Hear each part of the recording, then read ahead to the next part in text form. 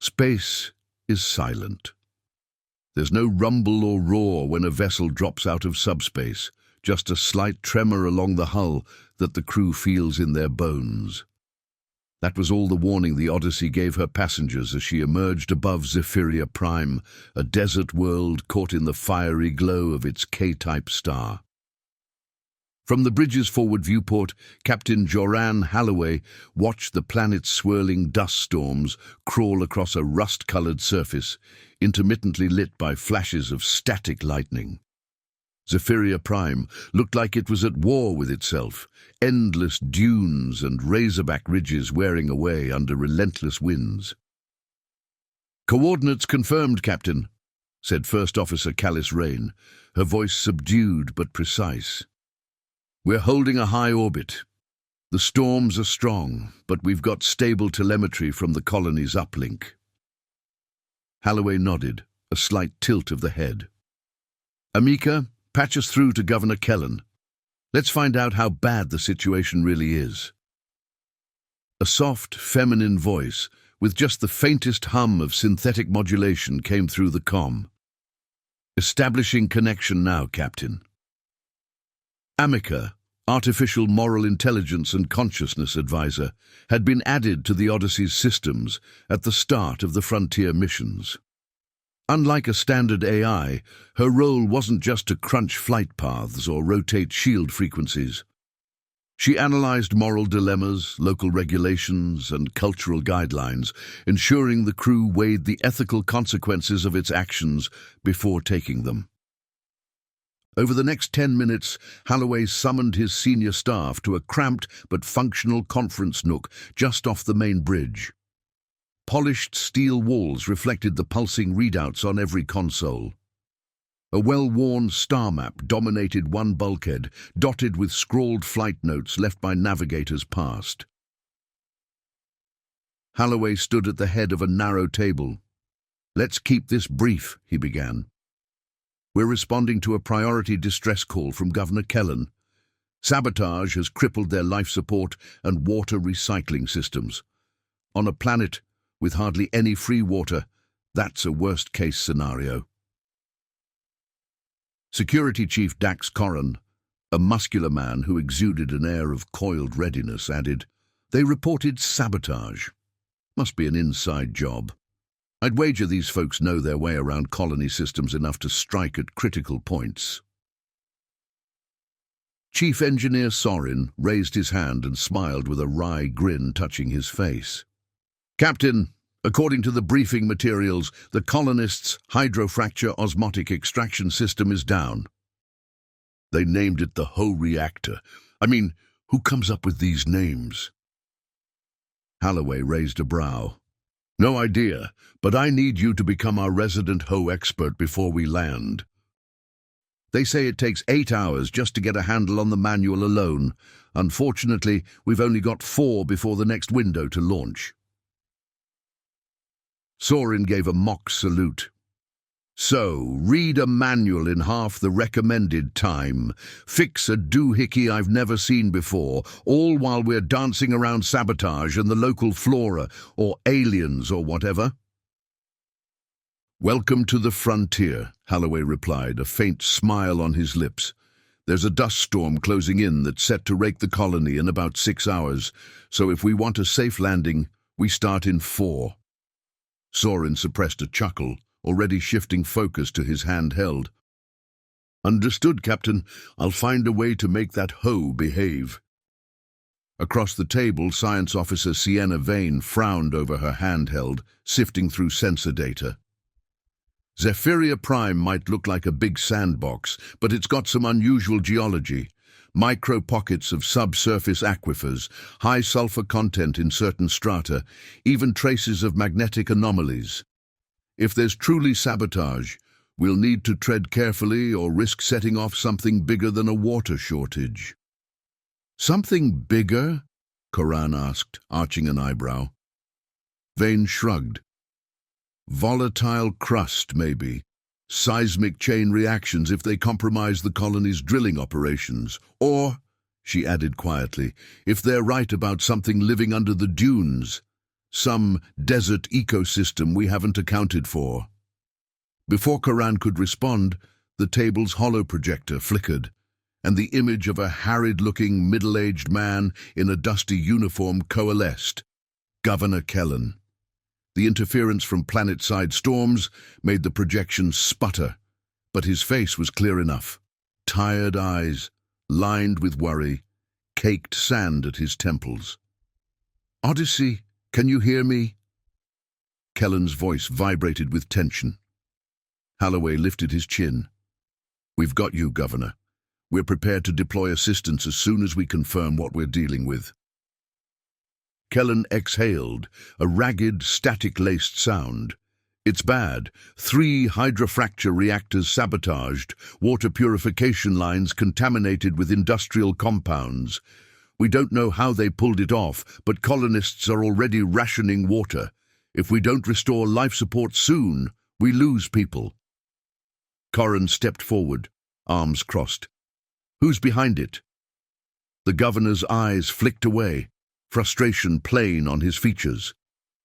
"A group of extremists claiming the colony's expansion has violated something in the sand. They call themselves the Keepers. They talk about alien voices from beneath the dunes. Complete nonsense if you ask me, but they know enough engineering to do real harm." Vane tapped an icon on her handheld, scanning the planet's known surveys. There was an early UN expedition that flagged Zephyria as lifeless. No microbial traces beyond normal soil bacteria, no advanced biology, but that was a quick survey at best. Kellen let out a weary laugh. "We've run scans for weeks. If there were anything alive out there, we'd have found it. Right now, I'd prefer we focus on the repairs and the sabotage." Holloway dipped his head in a show of understanding. "We'll bring down replacement parts and specialized crews. Governor, stand by for our landing approach. Odyssey out." The hologram vanished. The conference nook fell silent, except for the low purr of the ship's air filtration system. "All right," Holloway said, turning to his people. "Sorin, prep your teams. I want them geared with portable filtration rigs, fresh oxygen membranes, everything. Corran, you'll lead security." The saboteurs might try again. "We launch in 4 hours, no later. Everyone, finalize your preparations and meet at the shuttle bay ready to go." Corran gave a curt nod. "We'll keep a tight perimeter once we're on the ground." Rain, who'd been quietly taking in every word, spoke up. "Captain, I suspect corporate interests at play. Zephiria's got valuable mineral deposits. Any rumor of alien life would pause extraction, costing someone big money. Might explain why the governor's so quick to dismiss those claims." Amika's voice emerged softly from a corner speaker.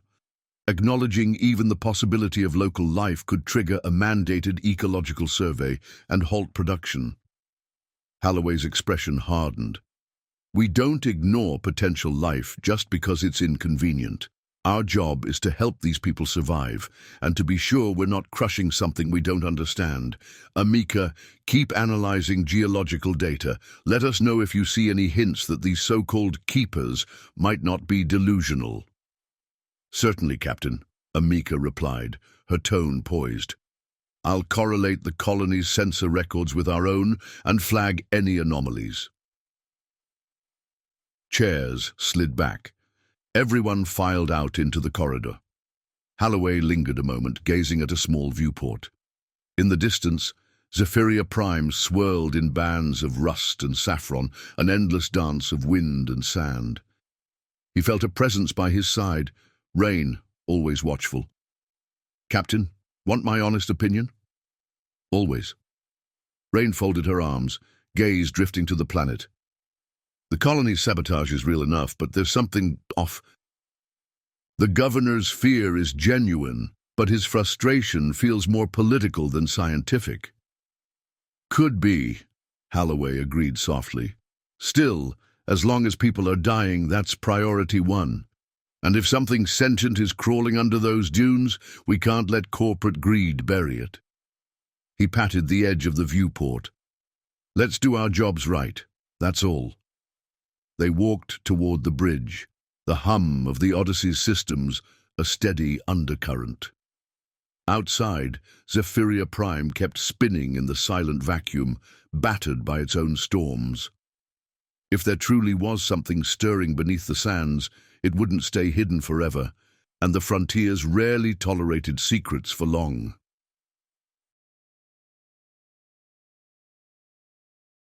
A soft tremor vibrated through the Odyssey's corridors as the crew studied the colony's desperate transmission. A gang of saboteurs had crippled Zephyria Prime's water recycling units, and Governor Kellen's shaky voice told the rest of the story. If the spare parts didn't arrive soon, everyone down there was bound for trouble. Science Officer Sienna Vane hunched over her handheld, eyes narrowed at the data. "I'm picking up some odd readings in these geological scans," she murmured, half to herself, half to Security Chief Dax Corran. "The bedrock under those dunes might harbor something we've missed. Possibly something alive." Corran, thick-armed and quietly intense, glanced at her. "You're telling me this dust ball has hidden life forms? Not exactly the best news on a planet running out of water." Vane shrugged. "You learn to expect the unexpected on the frontier." Before Corran could press for details, Captain Joran Halloway's voice echoed through the corridor speakers. "All senior staff to the bridge. Governor Kellen on the line. He sounds urgent." Moments later, the crew gathered around the glowing holocom station. Governor Kellen's face flickered into view. Despite the static in the transmission, his desperation was loud and clear. "Odyssey, if we don't get those parts soon, our colonists won't make it." His voice was thin, ragged. "Sabotage cut our water supply by half. We're rationing every drop." First Officer Callis Rain, standing by the nav console, sent the updated approach vectors to Halloway's display. "We can land in the next 2 hours," she said crisply. "After that, a major sandstorm blows in. Once it hits, we'll lose the window." Kellen's shoulders sagged in relief. "Good. We'll have the landing cradle cleared. The colony's below the surface. Easier than braving the dunes." Halloway took a step closer to the holo. "We'll bring full replacements for the damaged units. But, Governor, my science officer wants to confirm some anomalies under your drilling sites. Has your team logged anything unusual?" Kellen frowned, flapping a hand as though waving off an annoying gnat. "I'll not indulge rumors of alien life while the colony's throat is going dry. Let's restore our water systems before we chase ghost stories." The connection cut with a crackle, leaving the Odyssey's bridge in a momentary hush. Halloway exhaled, exchanging a glance with Rain. "Governor Kellen's clearly worried about losing more than just water, but we can't ignore possible life signs." Corran folded his arms. "He wants us to focus on keeping everyone from dying of thirst, but if there's a deeper problem—" "We do our duty," Halloway finished, his tone resolute. "We're not letting a colony crumble out here, nor are we trampling on anything we don't understand." Vane tucked her handheld under one arm, curiosity sparking in her eyes. "Soon as we're on the ground, I'd like permission to check out those anomalies firsthand." Halloway nodded. "Granted." "We'll load the replacement gear, make our approach and land before the storm closes us out. Everyone else, you know your roles. Let's do this right." They dispersed to ready themselves for the drop. Outside the viewport, Zephyria Prime shone in rusty hues, its swirling sand hinting at storms yet to come. On that bleak horizon, time was short, and the frontiers rarely had patience for half measures. Rain's knuckles went white against the shuttle's control yoke as the descent burn commenced. A controlled roar echoed through the cockpit, thrusters pushing against Zephyria Prime's gravity well. Outside the forward viewport, the planet's desert surface leapt closer with dizzying speed. Swirls of pale dust raced over ridges of burnt orange sand, occasionally illuminated by flickers of static lightning in the upper atmosphere. "All readings in the green," Sorin announced from the co-pilot's seat. His eyes swept over the instrumentation panel. "Wind speeds are still on the low side, but we've got microbursts crossing the approach vector. I'm adjusting thruster output to compensate." Captain Holloway sat behind them, leaning forward slightly. He could feel every vibration through the shuttle's frame. "Keep it steady. If any crosswinds hit, reduce vertical velocity and let the inertial dampeners handle the rest." Amika's voice piped in through the overhead speaker. "Captain, local scans confirm a stable corridor ahead, leading to the colony's main subterranean hangar. Governor Kellen reports he's cleared debris and sealed the entrance." Rain drew in a slow breath. "Copy that, Amika." She angled the shuttle's nose downward. "Commencing final approach." Their craft rattled as they descended through the planet's lower atmosphere. A haze of airborne grit streaked past the windows, carried on the tail end of the massive dust storm that had dominated the hemisphere a few hours earlier. As they pierced layers of swirling particulate, the shuttle's external sensors flickered with static interference. "Visibility's dropping," Sorin said, staring at the instruments. "We expected this, but it's worse than the readouts suggested."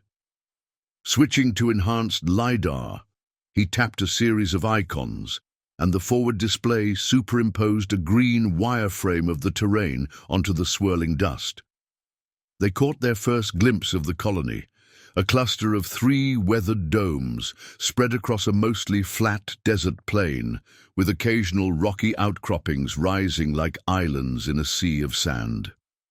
The largest dome abutted a dark rock formation, clearly the primary habitat, while a second dome seemed to house mining equipment and extraction systems, and a third stood off to one side, likely storage or additional quarters. Several vents protruded from the rocky ground, presumably connecting to deeper underground chambers. Despite the dust piling around them, floodlights shone at the main hangar entrance, guiding the shuttle in. From orbit, the Odyssey had already transmitted a precise approach path, allowing Rain to align perfectly with the beacon. Holloway glanced at Corran, who donned his gear. "Get your team ready. We'll have a tight window to offload equipment and start the repairs." Corran gave a firm nod. "We've got this." The shuttle pitched forward, dropping toward the hangar mouth, a massive rectangular opening built into the side of a towering basalt monolith. The luminous beacons inside threw a stark glow across swirling sand. Then the artificial gravity plating beneath the shuttle clamped onto the landing zone's transponder, steadying the craft as Rain eased the thrusters back. "We're locked onto the docking grid," she said, voice level, "taking us in slowly." A dull thunk resounded through the hull as the shuttle passed the threshold of the hangar's atmospheric shield. Almost instantly, the dust storm vanished from view, replaced by a cavernous interior lit by sputtering industrial lamps. A few battered cargo haulers lined the walls, half buried in drifts of sand that had blown in before the colony sealed the gate. Sorin grimaced. "Looks like they only cleared a path wide enough for us to land. Still a lot of debris."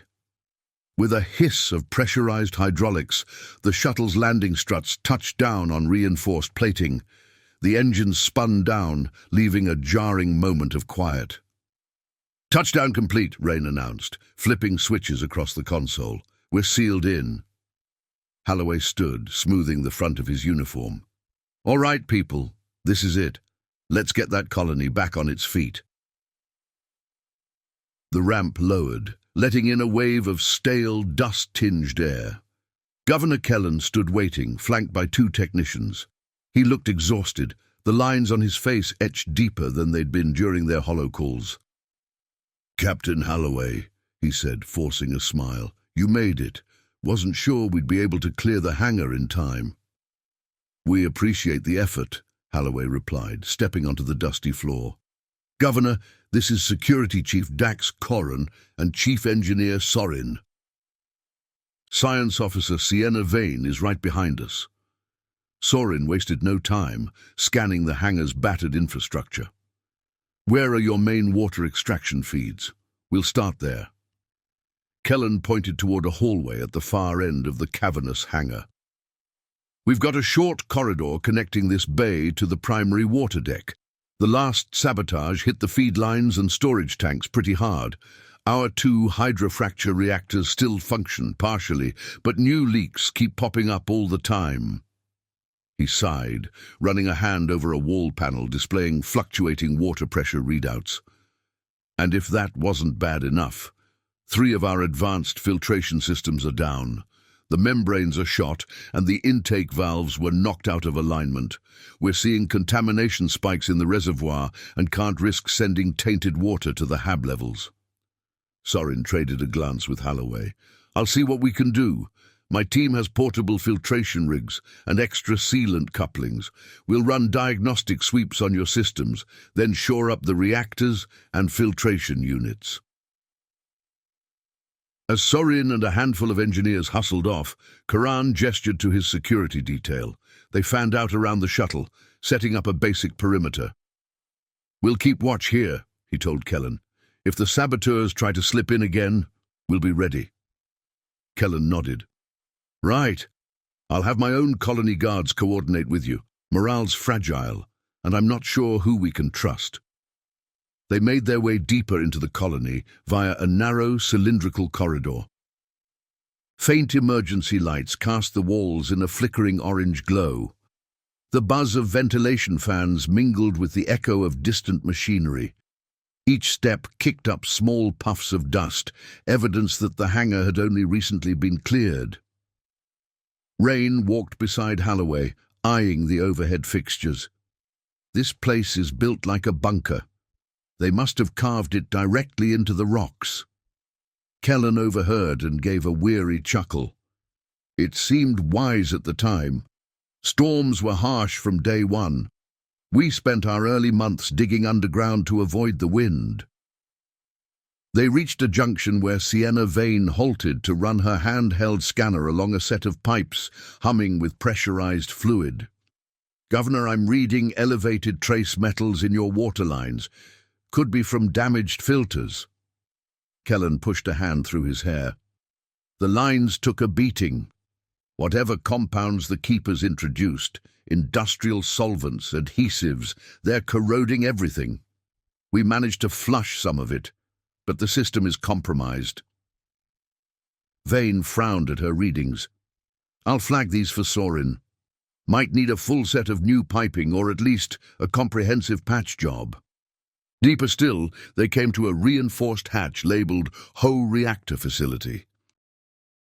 2 colony guards stood watch, rifles slung across dusty uniforms.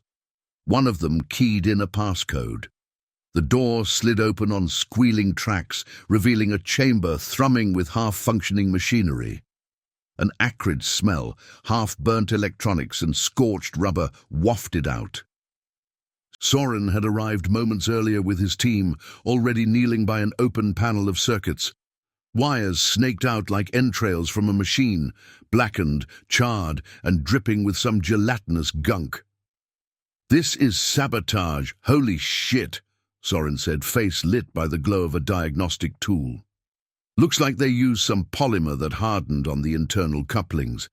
I can somewhat strip it, but the process is going to be messy, and one mistake renders the circuits useless. Kellen grimaced. We tried to remove it with standard solvents. No luck. We're hoping your advanced kit can do better. Holloway eyed the reactor's cylindrical core, listening to the faint hum within. Is it still producing any water? Sorin shrugged. Trickling, maybe. But from the damage here, you're probably at 10% efficiency. We'll need a few hours just to get it stable, assuming nothing unexpected will happen, like it never does. All right, Holloway said. Focus on reversing the sabotage first. I'll coordinate with the rest of the team. Corran stepped forward, gesturing at the guards. I'll set up a rotation outside. We can't let anyone slip in unnoticed.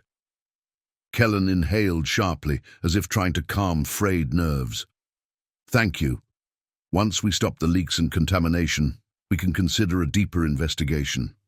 But first, I need to ensure we're not all dying of thirst.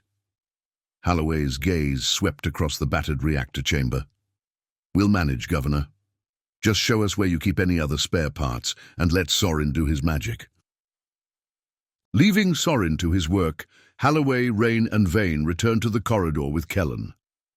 They headed toward a makeshift operations center, a cramped room housing the colony's short-range comm arrays and battered data terminals.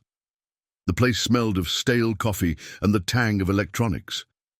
A single overhead bulb flickered ominously. You'll have to excuse the mess, Kellen muttered, wincing. We've been a bit preoccupied. A half-dozen colonists in coveralls clustered around a table with a large topographical map of the tunnels. They looked up hopefully at Holloway and Rain. This is our lifeline right now, Kellen said, gesturing at the map. We track sabotages, route repairs, and coordinate our limited manpower. If these keepers are still active, we might see more attacks. Holloway glanced at the worn faces around the table. Governor, how many colonists remain on Zephyria Prime? If these systems fail completely... Kellen's shoulders sagged, the question clearly weighing on him. We started close to 1,500, but between transfers back to Earth, accidents, and general attrition, we're down to 1,169 now. If we don't restore water soon, that number's going to drop faster than we can replace them. Vane stepped closer, scanning the map with interest. These deeper tunnels near the micro-aquifers, clusters C2, did anyone check them for geological anomalies? Kellen's lips formed a tight line. We tried to. We came up with nothing definitive. Some sensor logs flagged pockets of magnetite or mineral lumps. The keepers claim they've found alien signals, not a shred of proof, if you ask me. It's enough to cause them to sabotage vital infrastructure, Holloway pointed out quietly. They must believe in it. Rain studied Kellen's exhausted face. I guess we'll keep open minds until we know for certain. A subdued silence filled the room. Holloway finally cleared his throat. Right now, water is priority 1. Our team will get your whole reactor back online, then we'll figure out how the keepers pulled this off without detection. He stepped away from the map to open a channel on his handheld. Corran, status? The security chief's voice crackled back. All clear for now, Captain. We've set a perimeter around the reactor facility and the shuttle. No sign of intruders. Stay vigilant out, Holloway replied, ending the call. He turned to Vane. We'll let Sorin fix the system, then we'll coordinate with you on scanning these tunnels. If anything living is down there, we don't want to harm it, or have it harm us. Vane gave a small nod. Understood. They set out at dawn by the colony's internal clock, though one could hardly tell in the subterranean corridors. Science Officer Sienna Vane, Chief Engineer Sorin, and Security Chief Dax Corran set off with a pair of local technicians, leaving the main habitat dome behind. Their objective lay several miles beneath the colony's surface infrastructure, a secondary water filtration outpost connected by a crisscross of ancient mining tunnels. Even this deep, the air held a bone-dry snap. The day shift's ventilation hum reverberated along the walls, and the colony's overhead lamps cast swaying shadows. The group moved with determination, portable respirators clanking at their belts, toolkits and supply satchels in tow. They traveled aboard a heavy cargo tram that rumbled along reinforced rails. Its traction motors whined each time they hit a stretch of uneven track hewn from the planet's bedrock. Dust plumed behind them, illuminated by the tram's front beams, while overhead, thick conduit bundles shuddered with each jolt. "You'd think living underground would beat the heat," Corran remarked dryly as he kept one hand near the sidearm at his hip. "But this place feels half-baked." Across from him sat two local technicians. The older one, a wiry, middle-aged man named Livan, shrugged. "We get by. It's either the dryness or the damp chill in the deeper shafts, not much in between." He cast a glance at the second tech, a younger fellow named Orlan. "Folks pass the time playing cards when we're off shift. A few even try VR sims, but the power's unreliable. The sabotage sure hasn't helped." Vane nodded at Livan's mention of sabotage. "We'll address that right now. I'm more curious about the readings I've been picking up near these tunnels. I've seen faint signals, possible bioluminescence. You notice anything unusual down here?" Orlan hesitated. "A couple of times I've caught a glimpse of greenish light clinging to the tunnel walls. Thought it was just reactor discharge or stray algae." Sorin's brows lifted. "On a desert planet with near-zero free water, fascinating. Might be a fungus adapted to these microclimates. Could even be related to the spore data we've seen." Corran shifted forward, interest peaked. "And the saboteurs claim there's alien life worth protecting. You suppose it's something big enough to threaten the colony's expansion?" Vane pursed her lips. "Hard to say. We may be seeing just the tip of an underground ecosystem. The dryness overhead is deceptive. These natural caverns could house entire networks of spore colonies." Their driver, a stocky woman named Seva, stared straight down the tunnel. "Whatever it is, let's hope it doesn't hatch into something worse. We've got enough trouble with the Keepers causing sabotage." Before long, the tram squealed to a stop at a rust-streaked bulkhead. Above it, a sign stenciled in chipped paint read, "Filtration Outpost Beta." The tunnel's overhead lamps flickered, casting shadows on the corroded metal plating around the airlock. Inside, they made their way down a narrow corridor. A drop in temperature was immediate. Rows of conduits hugged the low ceiling, and vertical water pipes lined the walls, each labeled with stenciled ID codes. A muted, rhythmic thrum pulsed beneath the grated floor, pumps struggling to extract trace moisture from veins in the rock. Sorin flicked on a portable lamp, sweeping its beam across the outpost's control station. He paused at a console bearing fresh pry marks. "Looks like someone forced it open from the side. Definitely our saboteur's calling card." He crouched, fingers hovering near a tangle of singed wiring. "This isn't random vandalism. They knew which systems to disable.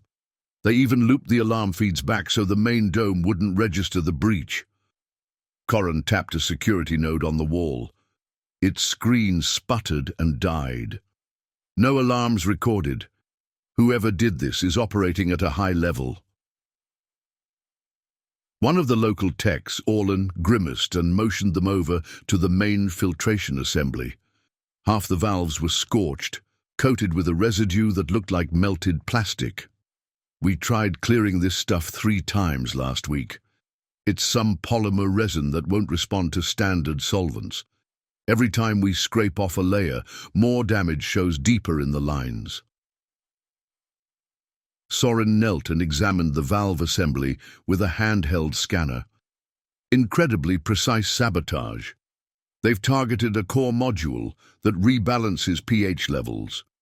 If it's fully compromised, we'll have to swap out the entire system. That means all fresh water in this sector is offline. Corran clenched his jaw.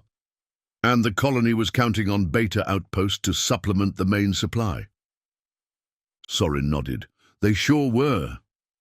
Vane tapped a few keys on a secondary console that still flickered with power. Partial logs only. Looks like the saboteur disabled the tracking function. All that's left are timestamps. They hit this place after the night shift ended. Makes sense, Coran muttered. Fewer people around. Easier to slip in and out. Sorin exhaled, frustration etched on his features. We're plugging holes in a sinking ship. If we can't do a full replacement, then each repair just opens another fault line. I'd say that's exactly what our saboteur wants. Keep us chasing leaks until we're bone dry. Well, Sorin said at last, pushing to his feet, we'll do what we can. We'll need specialized materials plus Captain Halloway's clearance to route more resources down here. We can't save every outpost if the damage keeps spreading. He was about to step away when Vane's handheld let out a soft chirp. She angled the device toward a faint glow, slipping through a hairline crack in the wall, wedged between two large conduits. I'm picking up spore readings, probably the same species we spotted in the logs. The group exchanged uneasy looks. If the spores were drifting in through that crack, it meant contamination was possible. Instinctively, Sorin and Coran checked their respirator masks, tightening the seals. Vane tugged hers down from its resting position and secured it in place, voice muffled as she spoke again. The Keepers claim they're protecting undiscovered life, Coran said. Maybe they think wrecking the water supply will force the colony to be abandoned. Vane tucked the handheld away, her tone thoughtful. If these fungal networks stretch beyond this sector, the saboteurs might view them as proof of complex alien biosystems we're endangering. Coran's gaze narrowed. The Keepers claim they're protecting undiscovered life. Maybe they think wrecking the water supply will force the colony to abandon deeper drilling. His mouth tightened into a grim line. Rain and Halloway need to hear about this. We're dealing with professionals, not some ragtag band of malcontents. Sorin gently tested a rusted valve, which hissed uselessly, and they've already done enough damage to threaten the entire colony.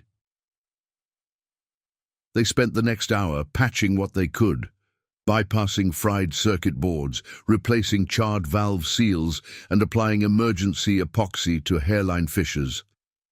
Sorin directed the local technicians to reroute power from a half-burnt control relay, while Vane monitored water flow readings on a jury-rigged console. Pressure fluctuated wildly until Coran managed to help stabilize a damaged pump rotor, his forearms straining against the tool's torque. Still, the outpost system only sputtered back to life at a third of its normal capacity. Every now and then, a hollow rumble echoed through the tunnels, like distant thunder in the bowels of Zephyria, reminding them that the underground world held secrets of its own. By the time they finished, their uniforms were streaked with dust and polymer residue, and the hiss of partial water flow sounded like a meager consolation prize. When they finally stepped back into the tram, Sorin paused at the threshold. "Not much more we can do here with our current gear," he admitted, resignation replacing the earlier determination in his voice. "Let's hope these temporary fixes hold." They sealed the airlock behind them and rumbled away from Filtration Outpost Beta, heading toward the main dome with more questions than answers. Each flicker of the overhead lamps cast uncertain shadows along the tram walls, underscoring a shared dread. The saboteur had them scrambling in circles, and time for the colony's water supply was slipping through their fingers. Midway through the return journey, Vane finished adjusting the final settings on her handheld scanner. A soft chime sounded. Her custom spore detection suite had successfully calibrated. In response, she slipped a pair of specialized goggles over her eyes, the lenses flickering with an overlay of faint electromagnetic traces. She peered into the dim tunnels rushing past, searching for any sign of the elusive spores. Down a branching side shaft that opened like a jagged wound in the rock, she glimpsed a pulse of greenish light. It undulated against the stone, shimmering like a ghostly veil before blinking out in a heartbeat. Vane inhaled sharply, quickly capturing the coordinates while the tram clattered onward, carrying them deeper out of the tunnel labyrinth. In Governor Kellen's operations center, little more than a cramped chamber, stacked with old consoles and half-finished data readouts, Captain Halloway stood at one end of a dinged metal table, while Kellen hovered at the other. Between them, First Officer Callis Rain looked ready to jump in and referee at any moment. A small crowd of colony techs and officers from the Odyssey clustered along the walls. Outside in the corridor, faint echoes of heavy machinery testified to Sorin's repair teams working double shifts to keep water trickling through battered pipes. The overhead lighting buzzed, casting flickers of harsh brilliance on faces etched with strain. "I'm telling you," Halloway began, voice steady but urgent, "even if we manage to restore your water filtration systems, your colony won't be safe until we find and stop these saboteurs. They've already crippled 2 major outposts. One more coordinated strike, and you'll lose all chance of sustainable life support." Governor Kellen's jaw clenched. Fatigue etched lines into his forehead, but determination burned in his eyes. "And I'm telling you," he countered, "without the water systems fully online, our operation grinds to a halt. My people won't see another shift of pay until we can resume extraction. No water, no work, no work, no wages. The saboteurs win by default." Halloway exhaled sharply, glancing at Rain. "Governor," he said, trying to rein in his frustration, "we can't ignore the threat. Even if we funnel every resource and man into patching your infrastructure but leave a saboteur free to strike again tomorrow, you'll be back to square one, only with fewer supplies." Kellen slammed a palm against the table, rattling a half-empty mug of stale coffee. "Don't you think I realize that? I'm painfully aware of what happens if we don't catch these people, but you don't seem to grasp the political pressure bearing down on us. Earth's backers demand steady ore shipments. If we can't deliver, they'll pull the plug and leave this colony to rot under the sand. The sabotage isn't exactly secret. It's fueling rumors that this whole venture is a lost cause. The financiers think we're squandering resources on a planet that's too harsh to tame. So I need our systems up and running, at least enough to resume partial shifts.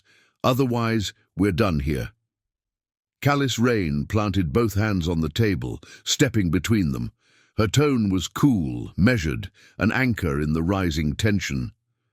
"Governor Kellen, Captain Halloway, we're all on the same side. We just have different priorities.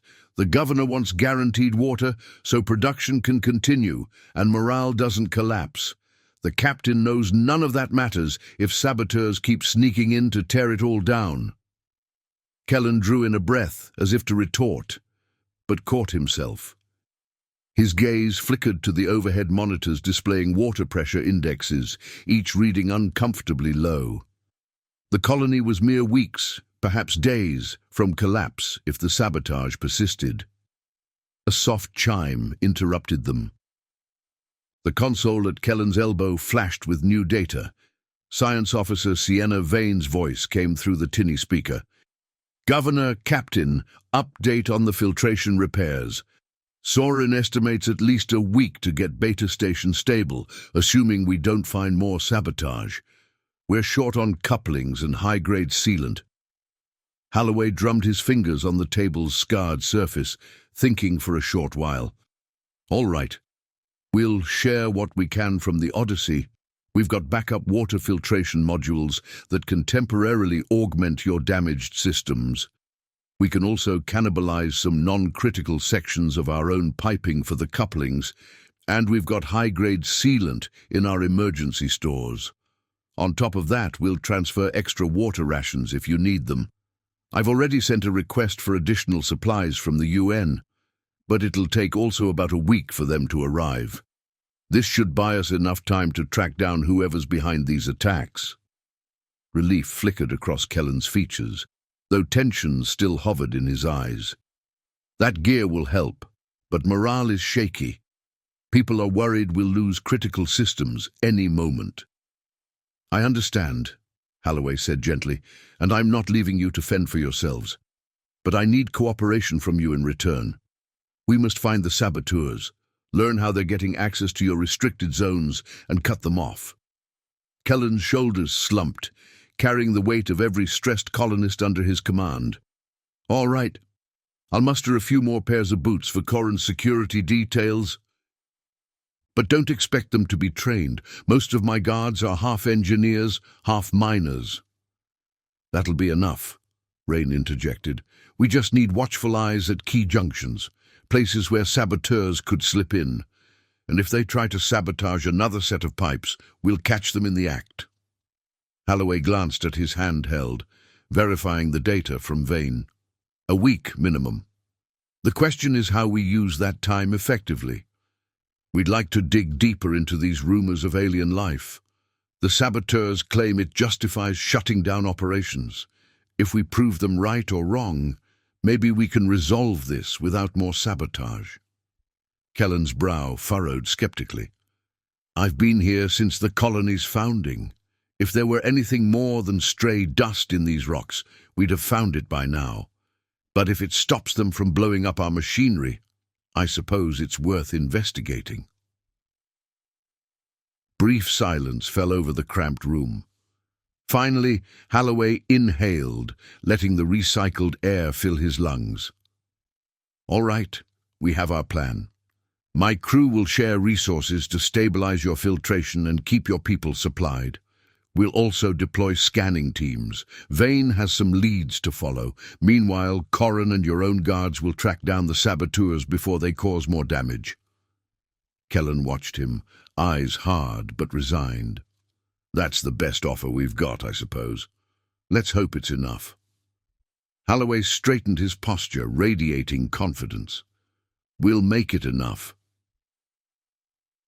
They left the operations center, and the murmur of voices picked up behind them, the colony's staff trying to coordinate repairs with minimal resources. Holloway and Rain strode side by side through the dusty corridor, overhead fluorescence flickering in a tired staccato. You think this is going to hold? Rain asked in a low voice. The colony is on its last legs, and Kellen's patience is wearing thin. Holloway's lips pressed into a line. We don't have a choice. If we don't quell this sabotage, everything else is moot. But if we can make the colony stable, just long enough, maybe we'll get a chance to prove or disprove these rumors about alien life. A loud clank echoed from somewhere down the hall, followed by the telltale hiss of vacuum seals. It reminded both of them how precarious the colony's infrastructure had become. Holloway paused, turning to Rain. Have you had a chance to talk with the rank-and-file colonists? Are they as fearful as they seem? She offered a half shrug. Fearful, tired, frustrated with Kellen's single-minded focus on production quotas. I even heard a few mutterings that maybe the saboteurs have a point.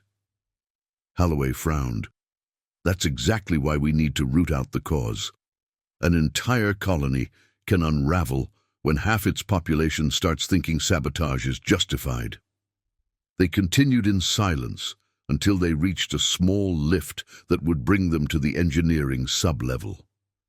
Before the doors slid open, Holloway cleared his throat. Keep an eye on Kellen. He's driven, but he's also desperate. Desperate people make desperate choices. Rain nodded, stepping into the lift beside him. I've already started assigning watchers to him and to the other key staff. Quietly, of course. The lift rumbled downward, fluorescent tubes casting harsh beams across the narrow cab. Holloway's gaze shifted to his reflection in the brushed metal wall, lines of worry creasing his forehead, the faint shadows of sleepless nights. He knew, deep down, that the coming week would determine the colony's survival. They either fixed the water systems and caught the saboteurs, or watched Zephyria Prime tear itself apart under the weight of sabotage, financial ruin, and a possible alien threat beneath its desert sands to become another tombstone on mankind's frontier. Science Officer Sienna Vane sat alone in her cramped cabin aboard the Odyssey, reviewing the data she'd collected on Zephyria Prime's elusive green spores. Over and over, she replayed the spectral scans in her mind. Faint bioluminescent signatures, evidence of an organism thriving beneath desert sands, hostile to nearly every other life form humans had encountered. If the saboteurs' claims were true, that a living network spread across the planet's subsurface, then the colony's entire resource extraction plan might be trampling something genuinely alien. Whether that justified the saboteurs' violent methods gnawed at her thoughts. She rubbed her temples, exhaustion tugging at her eyelids. Days of battling sabotage and overseeing jury-rigged repairs had left the Odyssey's crew on edge. And yet, the deeper she dug into Zephyria Prime's secrets, the more she suspected there was indeed something extraordinary lurking under the sands, something that demanded a closer look, no matter how fraught the mission. Vane slipped into her uniform, zipping up the front seam and fastening the standard-issue boots that bore the scuffs of more than one dusty planetfall. With one last glance at the half-finished sensor logs glowing on her handheld, she stepped out of her cabin. The corridors aboard the Odyssey hummed with activity, but a quiet tension hung in the air. Crates of filtration parts lined the passageways, ready for offloading to the embattled colony below. Word had spread, sabotage had set them back again, and morale was precarious. She navigated to the primary lift, descending toward the docking level. On the way, she passed deckhands hauling spools of polymer tubing and hydraulic couplings, supplies Captain Halloway had authorized to shore up the colony's water systems. A few nodded in greeting, but the usual banter was replaced by grim, purposeful silence. Everyone understood what was at stake. When the lift doors parted on Deck B, the compartment opened onto a broad expanse of reinforced plating, crisscrossed with retractable scaffolds for planetary vehicles. Technicians bustled here too, though more openly anxious than the starship crew. They wore the patched coveralls of colonists, having come aboard to inspect and prep the Land Rover that would ferry Vane across Zephyrria's searing landscape. Parked near the bay's outer airlock stood a specialized Land Rover, a heavily armored vehicle designed to endure Zephyria Prime's punishing extremes. Its hull featured triple-layered composite plating, capable of shielding the cramped interior from sandstorms that could last for days, and daytime heat climbing past 120 degrees Celsius. Wide, reinforced treads stretched along each side, perfect for gripping loose dunes or crushing jagged debris. Overhead, sensor pods and telescoping antenna arrays bristled like quills, calibrated to track everything from barometric shifts to trace electromagnetic signals in the ever-shifting desert atmosphere. A robust, liquid cooling circulation system ran beneath the chassis, ensuring its engines wouldn't seize under relentless solar onslaught. Nearby, the away team double-checked their environment suits.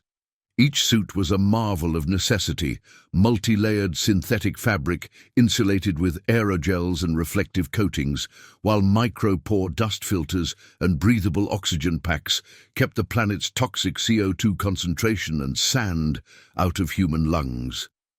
Cooling vests hidden beneath the outer shell circulated chilled fluids around the wearer's torso, warding off heat stroke in Zephyria's searing midday sun, and each helmet carried a compact comm suite for short-range coordination.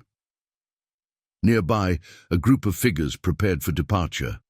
Lian, an older, wiry mechanic with oil-stained coveralls, wiped a bead of sweat from his brow as he closed a coolant hatch. Davila, stout and broad-shouldered, tugged on a pair of heat-resistant gloves, both her arms smeared with the telltale grime of marathon repair sessions. Standing slightly apart was Ensign Casper, a lean, fresh-faced officer from the Odyssey, his jumpsuit bearing the ship's emblem. Lian offered a curt nod. "We've got enough coolant on board to keep the rover's cabin at around 30 degrees Celsius for 8 hours, maybe 10 if we manage to stick to the shadows as the sun wanders." Davila flexed her gloved fingers. "This baby can handle the rough ground near the old mining post, but watch out for drifting dunes. The wind kicked up yesterday and the whole landscape got a good reshuffle. One wrong turn and we'll be digging ourselves free." Caspar cleared his throat, glancing at Vane. "Captain Holloway said you wanted to investigate that rumoured green patch out there?" Vane nodded. "Yes, the colony's records mention a disused mine where workers reportedly saw a bright green coating on the sand. It may or may not be related to the spore readings we picked up near Filtration Outpost Beta." Davila pressed a hand to the rover's hull, her expression a mix of concern and pride. "Then let's hope this old girl gets you where you need to go." Caspar helped Vane stow the sample containers and sensor arrays in the rover's cramped interior. Once the hatch sealed, the cabin pressurized with a soft hiss, cycling out the stale subterranean air. Vane moved instinctively toward the driver's seat, but Lian, already fastening his harness, lifted a hand in gentle protest. "No offense, science officer," he said, managing a good-natured grin. "But if it's all the same to you, I'll take the wheel. I've logged more hours out there than I care to admit. I know these dunes by heart." Vane paused, then gave a slight nod. Fair enough. She settled into the co-pilot's position instead, while Davila and Caspar strapped into the rear, arranging their gear in tight storage nets. On the dashboard, status lights glowed in a neat row, confirming that critical systems, from coolant feeds to oxygen reserves, were online. "All systems green," Caspar reported, tapping through a final diagnostic on the overhead console. "We've also got a secure link to Amica if we need updates from the Odyssey." "Glad to hear it," Vane said, glancing at Lian. "Let's get rolling before the temperature creeps any higher." The rover's engine purred awake, vibrating through the metal floor as Lian eased it forward. Outside, the colony's heavy blast door inched open, revealing the sun-baked ramp that sloped up to the surface, a portal to Zephyrria's scorching wilderness. Vane caught her own reflection in the polished metal trim. Dark smudges under her eyes, tension set in her jaw. She flicked on the cabin's comm unit. "This is Science Officer Vane to Colony Control. We're departing for the outlying mine site. Estimated return in 4 to 6 hours. Over." A crackle, then a voice. "Colony Control reading you. Copy that. Good luck out there. Out." With a low hum, the rover moved along a sealed passage that led to the colony's exterior gates. Floodlights revealed thick blast doors scoured by dust storms. Beyond them waited a lethal forge of scorching heat and abrasive sand. Vane allowed herself a small, steadying breath. She'd read the planet data a dozen times. Zephyria Prime was a borderline Class D3, a place few would voluntarily colonize if not for the rich mineral deposits. The blast doors parted, revealing a wide ramp that angled up to the surface. Sunlight, dimmed by dust-laden skies, flooded the rover's viewport. The external temperature gauge climbed rapidly. 80 degrees Celsius, 88 degrees Celsius, 92 degrees Celsius. Even at mid-morning, it was hot enough to boil away unprotected flesh within seconds. Vane throttled the rover forward, the engine a dull roar beneath them. Lian peered through the viewport, lips pursed. You'd think living on a scorched planet would discourage sabotage. For most of us, there's nowhere else to go if the colony fails. That's what I can't wrap my head around, Davila added. Who in their right mind tries to wreck the water supply in a place like this? Lian guided the rover toward the rocky path. Apparently a group that believes we're endangering alien life. According to the so-called keepers, there's something below the surface. Could be they're convinced the drilling is destroying it. Casper tapped the control panel, activating a forward sensor sweep. I read the logs from Beta Station. You found some sort of spore residue. Yes, microscopic structures with faint bioluminescence. Might be an adapted fungus. We're not sure yet, Vane said. But if it's genuinely widespread, and we're pumping out all the water from the subsurface, we might be drying out its habitat entirely. Could be enough reason for someone to sabotage us, however extreme that sounds. They rose above a sea of shifting sand grains as Zephyria Prime's desert stretched before them in a panorama of burnished copper-colored dunes. Overhead, the sky glowed in a hazy orange hue, battered by the planet's constant winds. The rover's instruments rattled with each jolt of the uneven ground. Lian sucked in a sharp breath. No matter how many times I see it, this place always looks like it wants to kill us. In the distance, a swirl of dust devils danced across the horizon. Lian kept the rover on a stable heading, referencing a half-faded digital map pinned to the console. We'll skirt the edges of those dunes, then cut east toward the abandoned mine. Should take us about 2 hours if we don't run into trouble. The rover bearing Vane and her team rattled across a stretch of coarse, rocky terrain. Casper toggled a switch on the overhead panel, bringing up a small holographic display that showed the rover's current resource consumption. Their climate control was already working overtime, draining the battery reserves faster than anticipated. Looks like we're using the cooling system at max capacity, he said, concern in his tone. We might have to dial it back if we want to maintain a safety margin.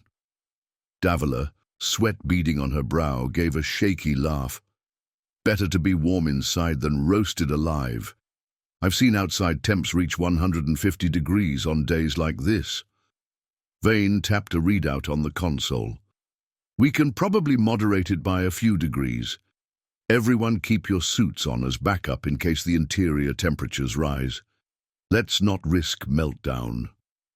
By design, the colony's survival on Zephyria Prime hinged on 3 primary systems. First, their water extraction, tapping into subsurface aquifers or recovering moisture from the air in deeper tunnels. Second, the air scrubbing, recycling a mixture of oxygen from small algae vats and industrial electrolysis units.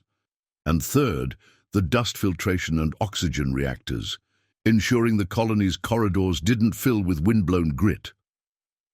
On the surface, specialized suits and vehicles were critical, each equipped with heat exchangers, advanced dust filters, and partial pressurization to offset the thin, CO2-heavy atmosphere. Lian gestured at the barren horizon. That's why we built everything underground. Between the scorching daytime heat and the dust storms, no structure above ground can last long without constant maintenance. The moment a roof fails, the sand moves in. And we're drilling deeper for better ore yields, Davila added wearily. Even with advanced gear, that's a constant fight against pressure, heat pockets, you name it. Lian angled the rover east, spotting a half-buried sign. Mine C07 stenciled in chipped paint, nearly eroded away by wind-blown sand. That's our waypoint, she said, checking coordinates. We'll set up a perimeter there. See if we can locate this mysterious green patch. Then we'll head toward a fissure that's on the map as well. Might be the same place we saw in the sensor logs. Casper nodded. Amika's got instructions to pick up any spikes in electromagnetic readings or unusual biomass signatures. If we find something significant, we can ping the Odyssey. They arrived at Mine C07, a grim collection of rusted scaffolds and dilapidated cargo containers half buried in drifts. Once, it had clearly been a staging area for some ill-fated mining venture. The rover's metal treads ground to a halt near the battered remains of an ore hauler. "Everyone's suits on," Vane instructed, pulling the overhead lever that cycled the cabin for external operations. The pressure gauge fell slightly as the air system transitioned to field mode, their personal suits taking over oxygen supply and temperature regulation. Opening the hatch, a blast of furnace-like heat assaulted them, swirling with fine, choking sand. The suits whirred as coolant lines kicked up to full capacity. Lian stepped onto the sand first, scanning the area with a handheld spectrometer. "Temperatures at 98 degrees Celsius, he called, voice crackling over the suit comm. "CO2 levels are high out here. No surprise. Keep an eye on your O2 readouts." Davila hopped down next, shading her visor against the hazy glare. "Not seeing anything green. It might be farther in." Caspar pointed toward a rocky outcrop behind collapsed scaffolding. "That could be our spot. Let's be careful. This stretch might be brutal on the suits, but once we reach the mine entrance, we'll head below ground." They set off, trudging across uneven, blistering sand for a brief but tense walk. Even with their suits' cooling systems working overtime, every step felt like trudging through a kiln. In the distance, a dust devil spun lazily, shimmering with refracted heat. Vane checked her geolocator, verifying the coordinates gleaned from old surveys. "Almost there," Vane murmured, nodding at the dark silhouette of a subsurface access doorway just visible against the rocky outcrop. "Let's pick up the pace so we can get below ground.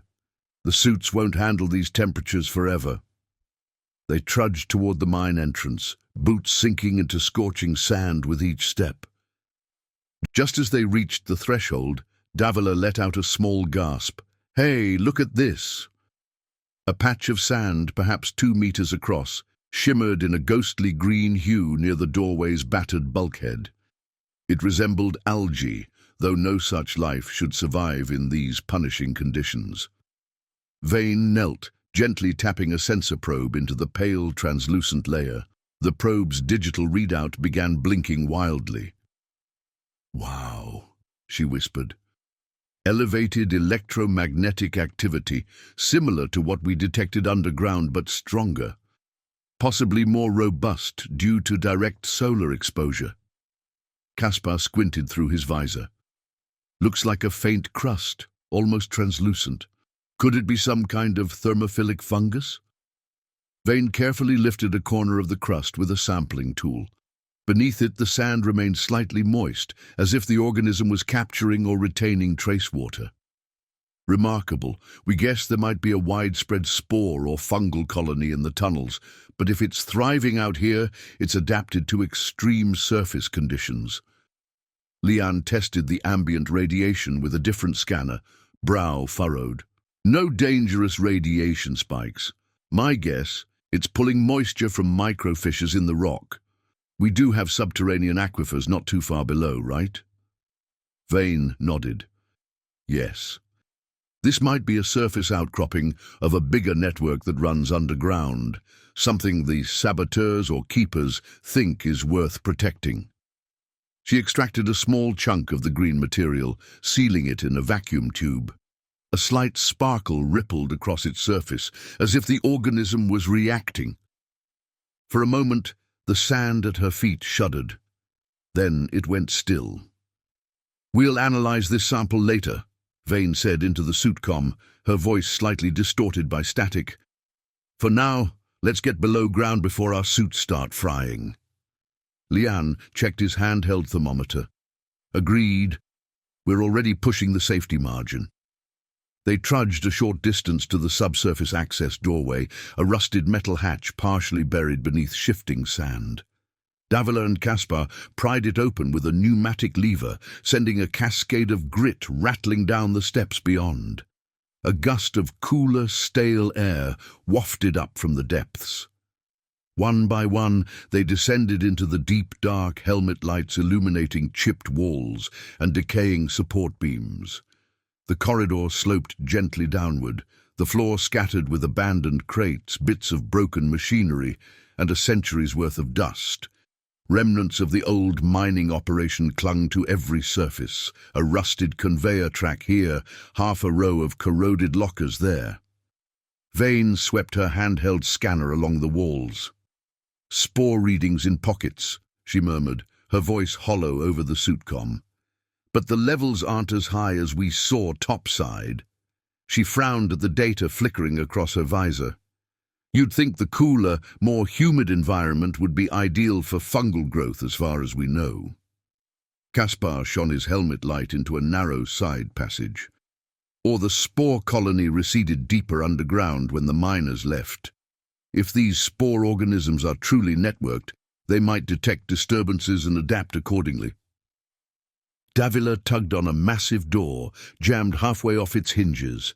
She managed to lever it open, revealing a crumbling chamber where an old mechanical lift once sat.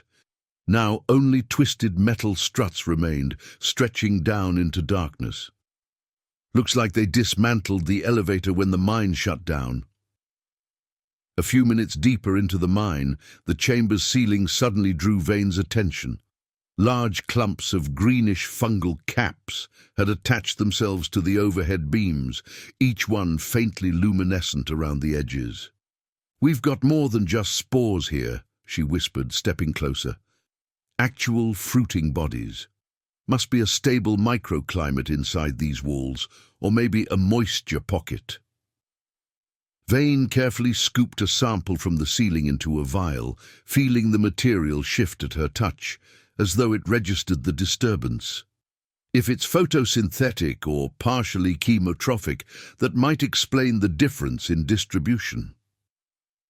"Well," Caspar said, "we won't find out more unless we set up a proper lab station." He glanced at the flickering battery icon on his wrist display. "But that'll have to wait. Our suit power is dropping faster than expected." Vane slipped another bigger sample into a sealed vial, careful not to damage the delicate filaments trailing from it. "We can study this in a proper lab." They gathered at the edge of the old elevator shaft, pointing helmet lights into the void. Twisted ore carts teetered on collapsed rails, and a faint luminescence shimmered along the drift walls like scattered stars. Vane sighed, her tone grim. No wonder the saboteurs are upset. The colony might be pumping water out of an ecosystem that's existed for eons. Davila nodded. "I get it. But sabotage in a place where water and oxygen are literally everything is reckless. People could die." "People have died," Lian said quietly, stepping back from the lip of the shaft. "The logs talk about cave-ins and heat casualties. The planet's lethal enough without sabotage." Vane checked her scanner one last time. "We've documented enough here to justify further study.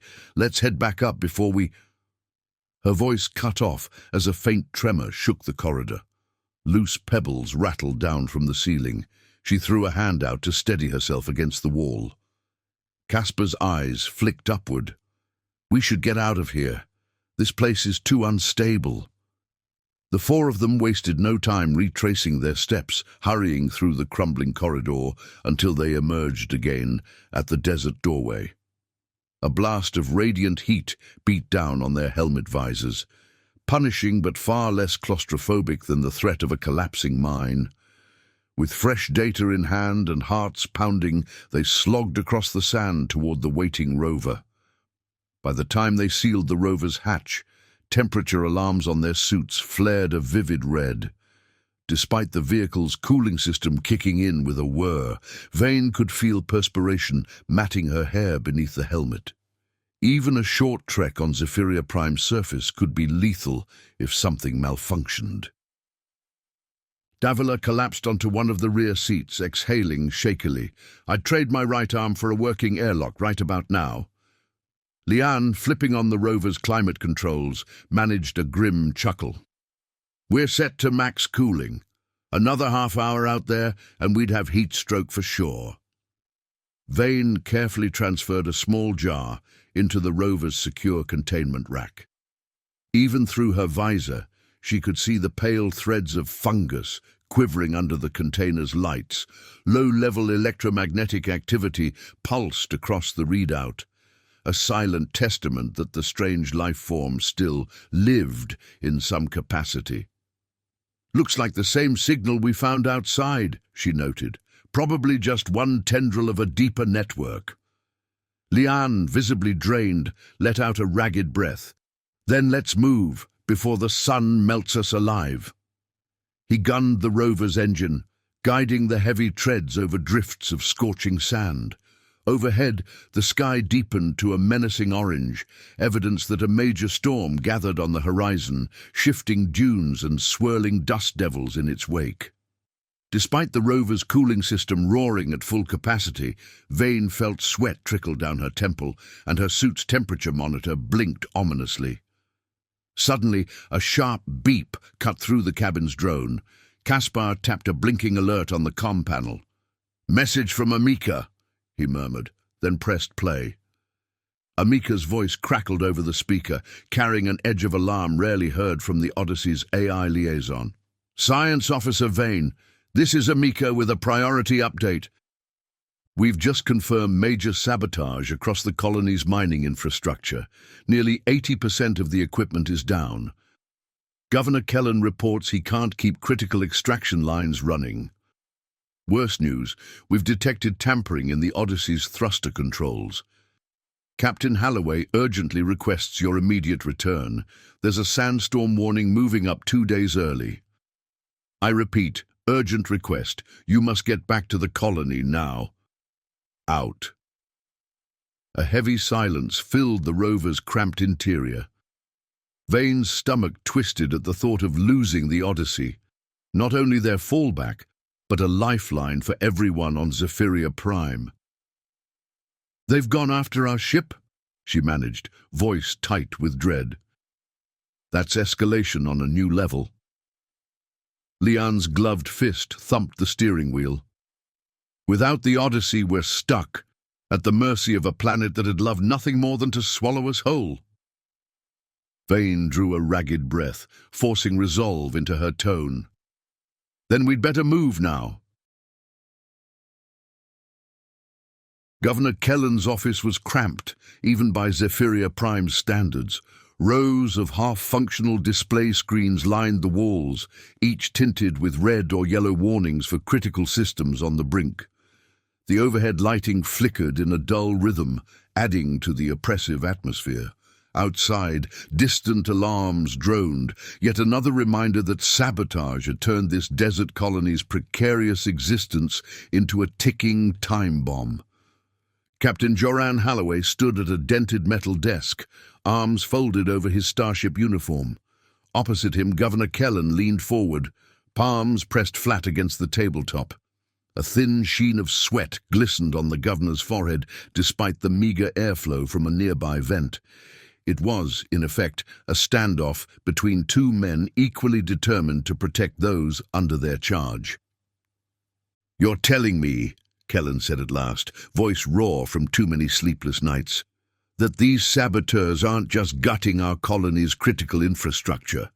They've gone after your ship as well. And you want to slow or stop our mining operation until we track them down." Holloway drew in a measured breath.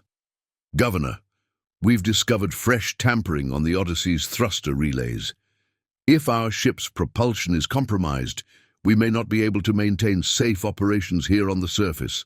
The fact these saboteurs managed to sabotage a starship's systems," he paused, exhaling sharply, "suggests they're organized, desperate, or both." Governor Kellen slammed a fist onto the desk, rattling a half-empty mug of cold coffee. "I do grasp how serious this is. Don't think I'm blind. But you seem to forget we can't just halt production. Our entire economy rests on shipping ore off-world. The UN sponsors us, sure, but only because we meet our quotas. If we fail to deliver enough minerals, they'll choke off our funding. Without it, we can't afford to import goods or buy new equipment. We're as good as dead." He leaned forward, sweat beading on his brow, despite the cool air trickling from a vent overhead. "For a long time, everything on Zephyria Prime had seemed to run smoothly," he said. "The colony's earliest years were hard, true, but well-planned subsidies and corporate partnerships had allowed us to carve out a functioning settlement. We'd built durable habitats, expanded the corridors, even established a modest recreation dome. Families and new arrivals trickled in, each hoping for a fresh start on a planet that, though hostile, promised stable wages and a chance to leave behind cramped conditions on Earth. Now sabotage threatened to undo it all.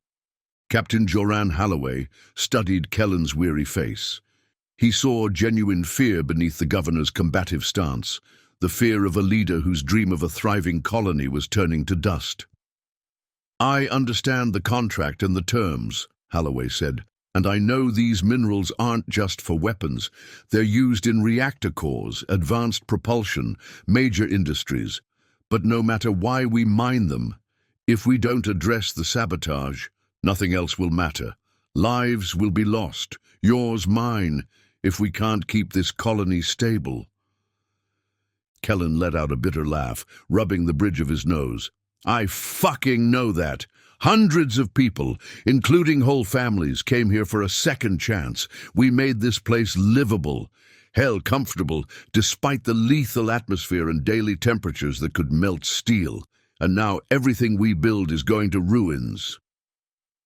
"Governor, these so-called keepers have escalated to sabotaging water lines and the Odyssey itself. We must address the root problem, or we'll lose everything, or shipments included." A brittle hush fell over the cramped office, broken by the flicker of a failing overhead bulb. The ventilation rattled, pushing recycled air that did nothing to dispel the tension.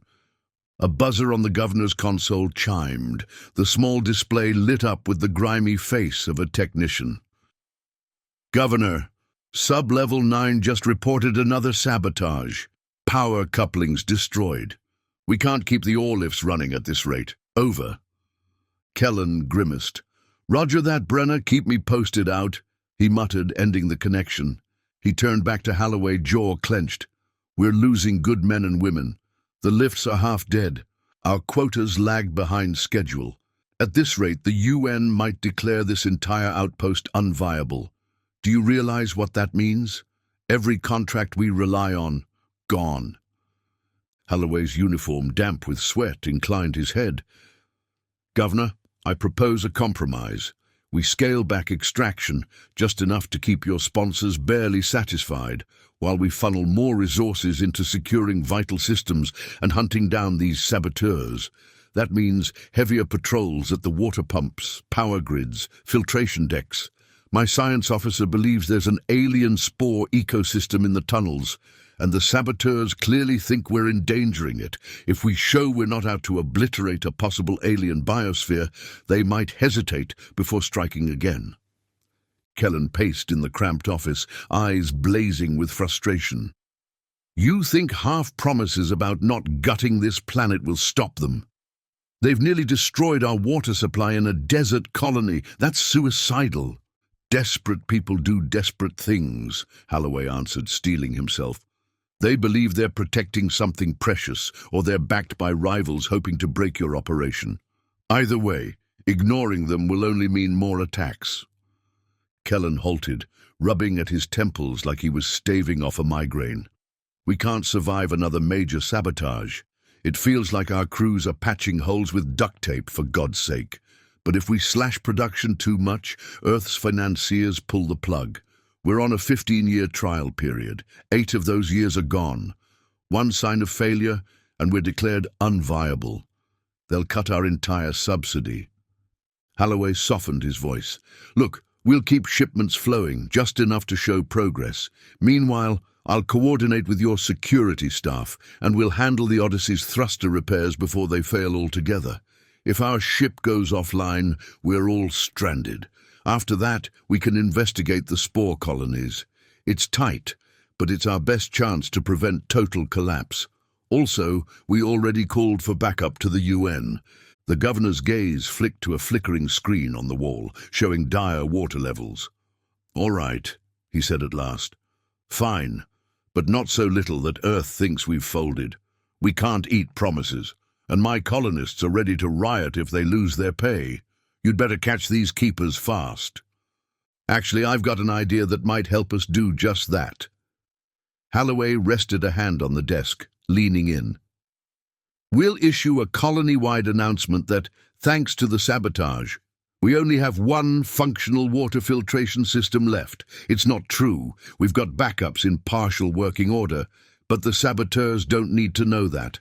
They'll think they've got us on the ropes, that they can deliver a final blow to the colony. Then we lie in wait." Kellen arched a skeptical brow. "A trap."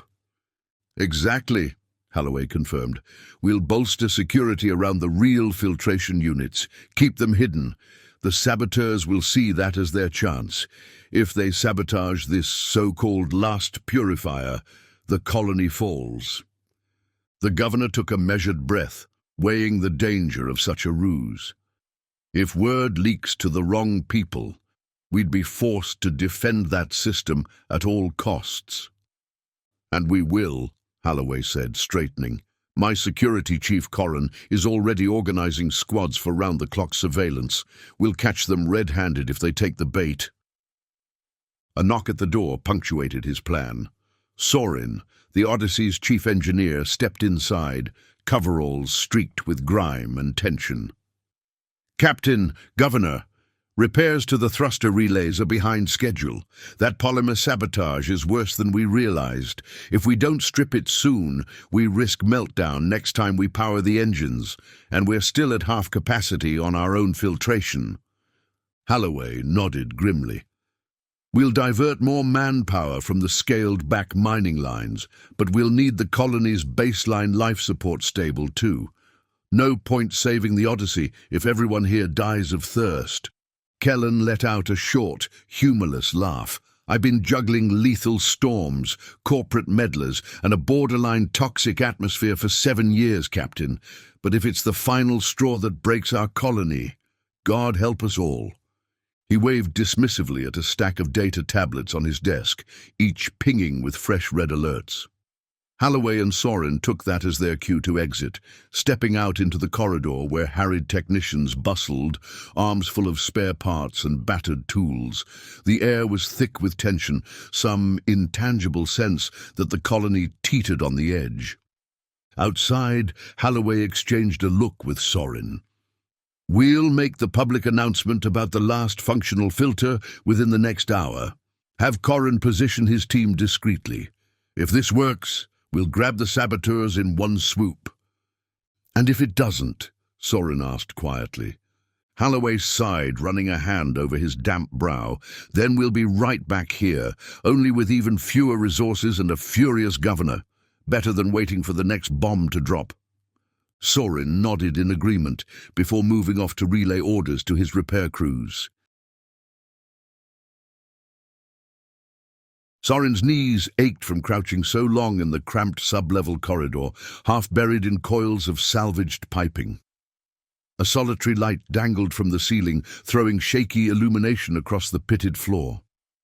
Beside him, 2 local technicians, Livia and Jans, exchanged terse updates about water pressure and chemical flow rates. They wore the haggard expressions of people who'd been working round the clock, patching leak after leak. A little farther down the corridor, Security Chief Corrin stood with arms folded, his watchful eyes scanning the length of the passage. This was supposed to be the perfect trap site, announced as the last functioning filtration unit in the colony. The plan sounded good on paper, but in practice it left Sorin and his team painfully exposed, pretending to fix a system that was deliberately left half-operational to lure the attackers in. Every creak of metal made Sorin's stomach twist. One small miscalculation and hundreds might lose what little remained of their water supply, or worse. "Careful with that coupling," Sorin murmured to Livia, who was guiding a length of sealant tubing into place. We want it to look functional, not bulletproof. She shot him a tight nod. Wouldn't want to discourage our uninvited guests, right? A faint tremor in her voice betrayed her nerves. From his post near the corridor's midpoint, Coran gave a subtle gesture, a flat palm pointed upward. Movement. Someone was approaching along the low-lit walkway. Sorin felt his pulse quicken, adrenaline spiking. He set down his wrench and eased himself away from the half-assembled pipes, trying to look casual. He could almost hear Captain Halloway's reminder in his head, "Don't spook them too soon, or they'll run." The footsteps grew louder, a shuffle, then a pause, as though the newcomer was sizing up the scene. A single overhead light flickered, momentarily plunging the corridor into deeper shadows. Sorin caught a glimpse of a slight figure crouched low behind an outcrop of cables. They wore dark, worn-out clothes, a pack slung across one shoulder. This is it, Sorin thought. Coran moved quietly, bridging the distance. Livia and Jans forced themselves to keep tinkering, playing the role of unsuspecting mechanics, though Sorin sensed their fear. Without warning, the intruder bolted across the open space, heading straight for the filtration unit. Sorin's heart lurched. They're actually going for it. "Hey!" Coran shouted, surging forward, sidearm unholstered. The figure fumbled at the valve assembly, jamming a small device onto the pipes, an explosive charge, blinking with lights. Sorin lunged, but the figure slapped a detonator switch. The charge exploded with a thundering crack. The shockwave ripped through the corridor, sending metal shards and dust billowing in all directions. Sorin felt a fierce heat graze his cheek. The overhead lamp burst in a shower of sparks, plunging the space into near darkness. When the roar died away, he heard Coran's strangled cry. The security chief had been thrown hard against the wall, clutching his side, blood seeping through his jacket. But he was still moving, drawing a ragged breath. The filtration system, thankfully a dummy, took most of the blast, though piping and debris now cluttered the corridor. Before Sorin could shout for Livia, he saw the shadowy attacker stumble. A second figure emerged from the gloom, a teenager, slight of build, eyes wild with panic. They wore a makeshift respirator and a ragged cap. Another two, equally young, hung back near the corridor entrance, clearly uncertain about pressing further. Coran gritted his teeth, forcing himself upright despite his injuries. He lunged toward the saboteur, grappling with them as they tried to scramble away. "Not this time," he growled, wrenching the detonator from their grip. The teens struggled, eyes wide with desperation. They weren't trained fighters. Coran, even wounded, managed to overpower them and pinned their arms behind their back. All the while, acrid smoke churned around them, lit by the flicker of emergency lights. The other saboteurs, also teenagers, perhaps no more than 15 or 16 years old, gasped in alarm. One called out, "Kia!" Another murmured, "Milo, run!" Then they fled into a side tunnel. Sorin coughed, stumbling forward to help Coran restrain the captured teen. He glimpsed their face in the emergency lighting, a girl no older than 14, terror etched in every line of her features. Her hair, cropped short, stuck out from beneath a tattered cap. "Coran, you're bleeding," he started. Coran gave a ragged nod, pressing a hand to his side. "I'll manage. Grab her." Sorin seized the teen's shoulders, and she didn't resist further. She just stared up at them with defiance and sorrow mingled. "You don't understand," she gasped, breath hitching from dust and adrenaline. "I never wanted to hurt anyone. We're saving the only thing worth saving on this godforsaken rock, right?" "What are you talking about?" Sorin demanded. He could feel his heart pounding in his ears. The girl, Kia, winced, tears in her eyes. "Those spores, they mean something. They're alive in a way none of you want to see. If we blow enough of these machines, you'll abandon this planet and they'll live. We'll all be free. Soren glanced around. Livia and Jans were picking themselves up, dazed but unharmed. The corridor lay in shambles, strewn with scraps of twisted plating and ruptured pipe fittings. Corin clutched his side, leaning heavily against the wall. Then Soren registered the stunned face of the young saboteur, no older than 14, and realization struck him like a second wave. They were kids. He remembered Captain Halloway's quiet warning that the keepers might be neither professionals nor hardened criminals, but rather desperate, clinging to ideals that had turned dangerously real. He swallowed. You can't protect alien life by blowing up our water supply in a desert colony. You'll kill everyone, including yourselves. Kia's eyes shone with tears. Maybe we'd rather die than watch the colony chew up this planet and spit out its remains for corporations on Earth. We're sick of it. 6 years stuck here, my parents always saying one day we'll move somewhere better, but we never do. We're trapped. The words hung in the smoky air. Corin's grip on Kia's arm loosened a fraction. Soren exchanged a troubled glance with him. No adult ringleaders indeed. Just a group of disenfranchised teenagers lashing out at a system they saw as hopeless. We'll talk more about this, Soren said gently, though his heart still pounded. But first, we have to make sure no one else gets hurt. He motioned to Livia. Radio for a med team. Coran needs immediate treatment, and we have to secure this area before anything else explodes. The colony's makeshift infirmary was a far cry from the pristine bays aboard the Odyssey. Flickering lights illuminated cramped cots and shelves crammed with first aid supplies. Coran lay on a padded cot, his side wrapped in gauze. He winced as a nurse tested his bandage. Across the room, Captain Halloway stood with arms folded, listening as Soren recounted the explosion.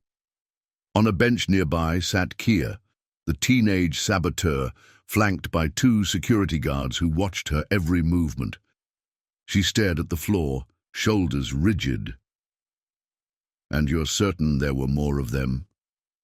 Halloway asked quietly. Soren nodded, arms crossed over his grease-stained jumpsuit. 3 or 4 in total. 2 fled when Coran took Kia down. Halloway sighed, pinching the bridge of his nose. Teenagers, sabotaging vital infrastructure in a desert colony. And I thought my teenage years were wild and desperate. Coran let out a bitter chuckle. They claim it's the only way to preserve what they think is alien life, and to protest being forced to live here under corporate contracts. That doesn't make it right, Soren said, voice tight, but I get the desperation. Halloway stepped over to Kia, his gaze steady but not unkind. Your name is Kia, correct? She gave a small nod, refusing to look him in the eye. Look, Kia, we're not trying to destroy alien life. If it truly exists, and we have reason to believe it does, we want to study it, maybe even protect it. Kia's expression flared with anger. Then stop drilling. Stop digging holes in the rock, stealing water, the little water there is on the planet. This entire operation is a lie. You tell us this planet is our home, but we're nothing more than cheap labor, shipping ore back to Earth. Her words stung, laced with a raw frustration that was heartbreakingly real. Halloway crouched, meeting her eye level. We can't just shut down overnight without risking everyone's lives. But I promise you, we are reconsidering how to handle these spores. Our science officer, Vane, has found evidence they might be part of a larger network. Kaya blinked, a flicker of uncertainty crossing her face. You have? Halloway nodded. That's right. And if you show us the rest of your group, help us understand what you've discovered about the spores, maybe we can find a real solution. One that doesn't involve blowing up water lines in a desert. She hesitated, glancing at Karan, who was perched on the edge of his cot, brow furrowed in pain. Finally, she spoke, voice trembling. "The others won't trust you. They won't trust me anymore. They're convinced the only way to save the spores and get to leave the planet is to kill the colony project." Holloway drew in a slow breath. "Well, perhaps you can change their minds. Otherwise, they're dooming everyone, including themselves. The storm's coming, and we can barely maintain our systems as it is." Kaya bowed her head, tears gathering in her eyes. I didn't mean for people to get hurt, but we just couldn't bear this place any longer." Her confession hung in the air, thick with regret. If the colony had done more to address the frustration of younger residents, maybe none of this would have happened. She hesitated, glancing at Corin's bandaged side. Am I in big trouble now? People'll hate me, won't they?" Her voice wobbled, shoulders sagging. Holloway's gaze softened. "We'll have to see how things unfold, Kia. People got hurt.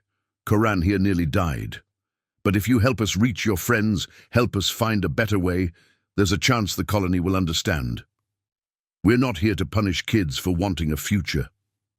At that, Kia's eyes flicked to Corin again, guilt etched on her face. She ducked her head, tears brimming.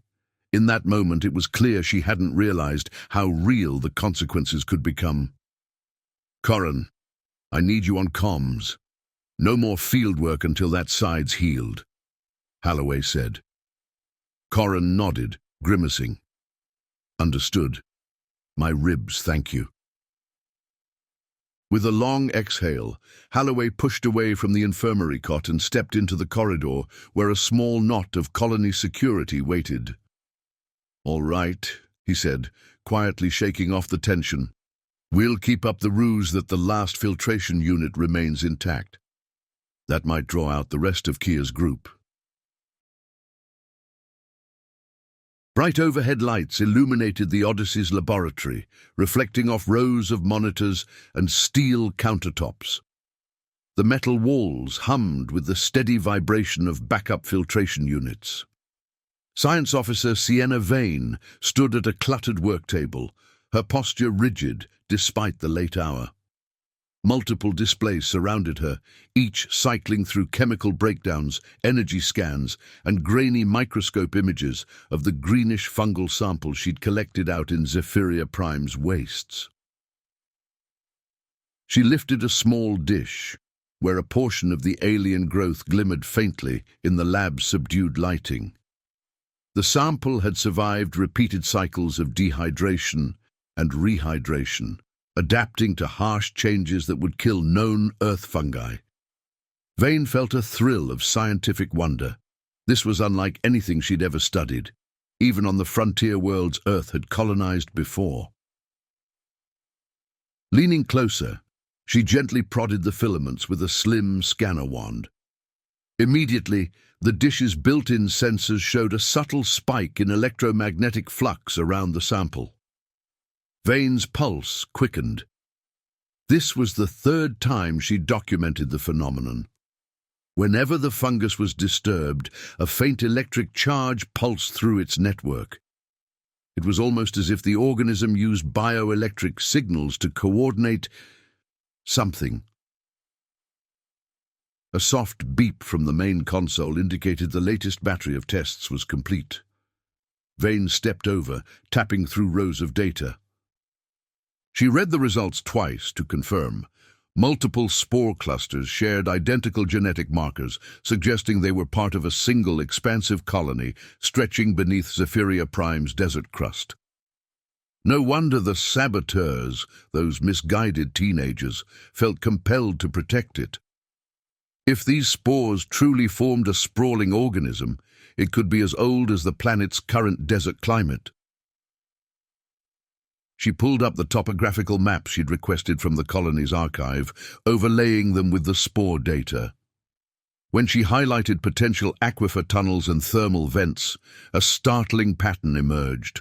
Lines of possible fungal growth threading through subterranean chambers, some stretching beneath the colony and onward for dozens of kilometers.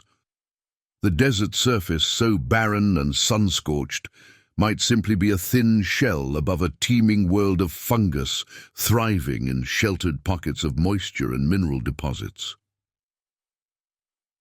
"Amika," she said, voice echoing in the otherwise empty lab, "flag these coordinates and run a correlation with last week's seismic logs.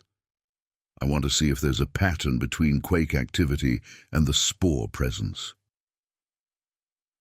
A gentle hum signaled the ship's AI liaison coming online. "Acknowledged, Science Officer Vane. Correlation underway. Estimated completion in 60 seconds. Vane placed her hands on the metal countertop, fatigue tugging at her eyelids, but curiosity urging her forward. If the fungus indeed spanned multiple underground cavities, it might be capable of long-range communication. The blinking electromagnetic signals she'd measured could travel far through connected filaments. Could it be merely a primitive reflex, or did it represent a rudimentary form of intelligence? She thought about the sabotage attempts. The kids insisted that each additional borehole or water extraction line robbed these spores of vital moisture or disrupted their network. And though the notion of an alien superorganism sounded grandiose, everything she'd uncovered so far pointed in that direction. A scuff behind her made her glance up. Holloway stood at the lab's threshold, arms folded, his expression half curious, half exhausted. "Amika said you were still up," he murmured. "Figured I'd see how your research is going." Vane turned back to her console, trying to hide the weariness in her eyes. "I'm closing in on a theory. These spores, they're more than simple desert fungus. They might part in forming an underground network spanning countless tunnels and cave systems. If that's true, then our drilling, our water siphoning, it all could be destroying a single vast living organism piece by piece." Holloway's brow furrowed. "And you're certain there's this level of interconnectivity? Not just separate patches surviving in random damp pockets?" Vane tapped a key, bringing up a visualization of interconnected spore clusters lit across a map of Zephyria Prime's sublayers. It looked like a spiderweb, each strand representing a potential fungal filament route. These readings suggest a collective nature. Amika's scans indicate shared bioelectric rhythms among spore samples taken kilometers apart. It's like they're coordinating. A beep signaled Amika's correlation results. Vane glanced at the data streaming across the screen. Indeed, minor quakes aligned with spikes in electromagnetic activity near known spore clusters. She tapped the display in excitement. "Look here. Every time there's a mild seismic event, the spore clusters spike in signal strength, almost as if they're reacting to stress changes or rearranging resources." Holloway frowned at the implications. "And the colony's mining operations are basically artificial quakes, drilling, blasting, vibrations from ore haulers." "Exactly," Vane said. "It's possible the organism perceives our extraction as a continuous barrage of hostile seismic activity, enough to trigger a defensive reaction, if it has one." She shut off the display and faced him. "And if this organism truly exists on a massive scale, we've got a moral quandary and a scientific treasure trove. We can't blindly keep drilling without understanding the consequences." Captain Holloway rubbed a hand across his face. "Governor Kellen's not going to like hearing we should slow extraction further. The colony's barely stable. We have the saboteurs to contend with, a looming dust storm, and Earth's corporate backers breathing down our necks." Vane's shoulders slumped. "I get that. But we need time. Time to map more tunnels, to see if there's a way to mine around the largest spore networks or shift operations to non-critical regions. If we keep going full bore, we risk destroying something unique. Holloway studied her earnest expression, then glanced at the flickering spore sample on the lab table. All right, I'll bring these findings to Kellen. We've got the saboteur, Kia, locked up, but she's more of a frightened kid than a mastermind. Meanwhile, her friends are still out there, and they'll use any new drilling as proof we don't care about whatever lives beneath this desert. Vane nodded firmly. If we can show them evidence that we're at least trying to adjust our approach, who knows, they might come around. A faint chime sounded, and Amika's smooth voice filled the silence. Science Officer Vane, I have compiled the last 3 months of geological logs. Early analysis indicates multiple small quakes, likely due to advanced mining in sectors Bravo 6 and Tango 2, intersect with heightened electromagnetic pulses in spore clusters. Patterns suggest real-time adaptation by the fungal network. Vane arched a brow at Holloway.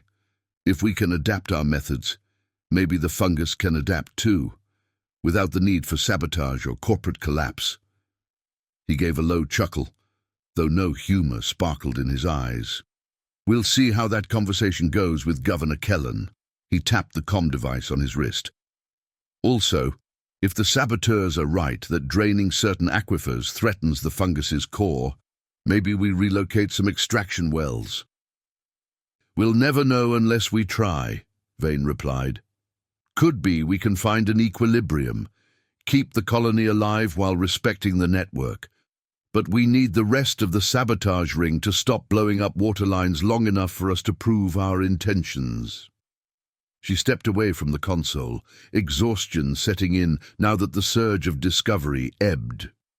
I'll prep a formal report. We need official data for the UN as well, assuming we can get a strong enough comm signal through the dust. Holloway nodded. We'll do what we can.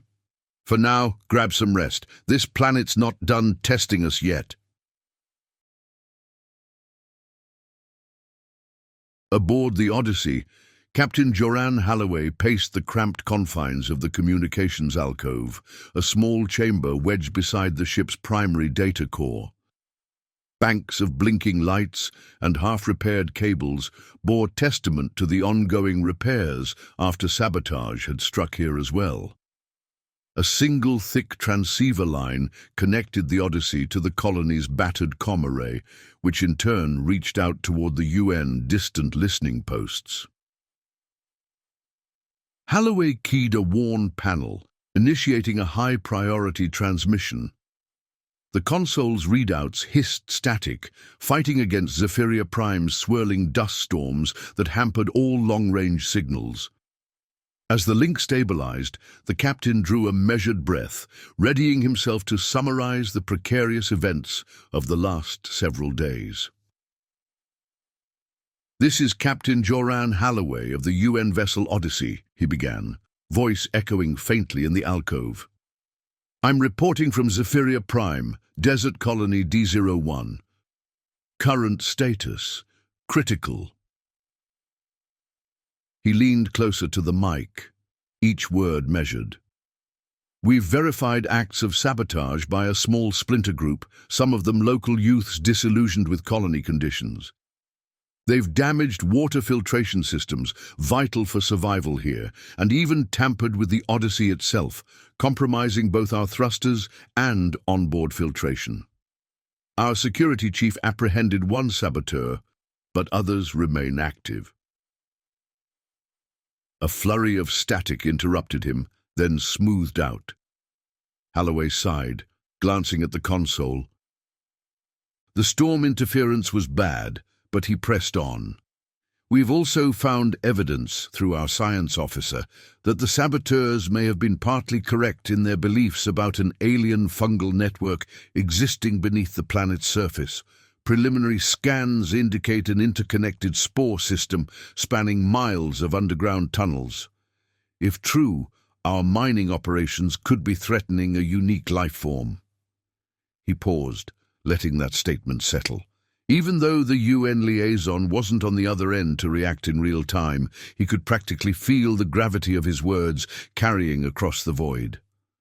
"We're asking for emergency support, additional engineering teams, advanced scanning equipment, and possibly a diplomatic cadre, capable of handling first contact protocols if this fungus proves to be more than a mindless organism. We also need clarity on legal guidelines. Should these spores be formally protected, the colony is already on the brink." A soft beep signaled that the line was automatically compressing data for transmission bursts. Holloway allowed himself a moment's respite, but he still had more to say. "Governor Kellen of the colony insists on continuing partial ore extraction to satisfy corporate backers.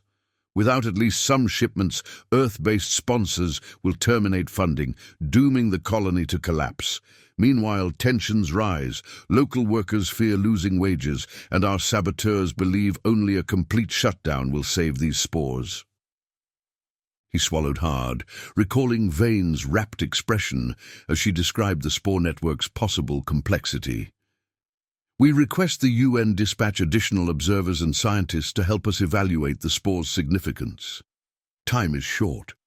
A major dust storm is due within days, and our damaged systems might not withstand it without immediate repairs and supplies. Please advise." Static crackled back, a coarse reminder of the vast distance and the planet's roiling atmosphere. Holloway straightened, transmitting one final statement. "Captain Holloway, Odyssey, out." He ended the recording and exhaled. Sitting on a battered stool, he massaged his temples. Amika, the ship's AI, piped in through overhead speakers. "Captain, transmission has been queued. Estimated 64% chance of full data integrity, given current storm conditions. Should I initiate repeated bursts?" "Yes," Holloway replied softly. "Set it on a loop until we get a confirmation ping from the UN." "Understood, Captain."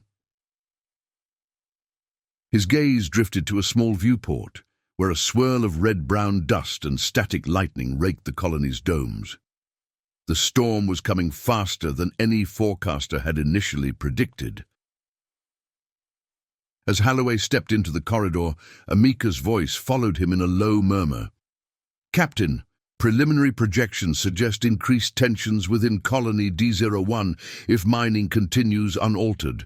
Morale is already strained.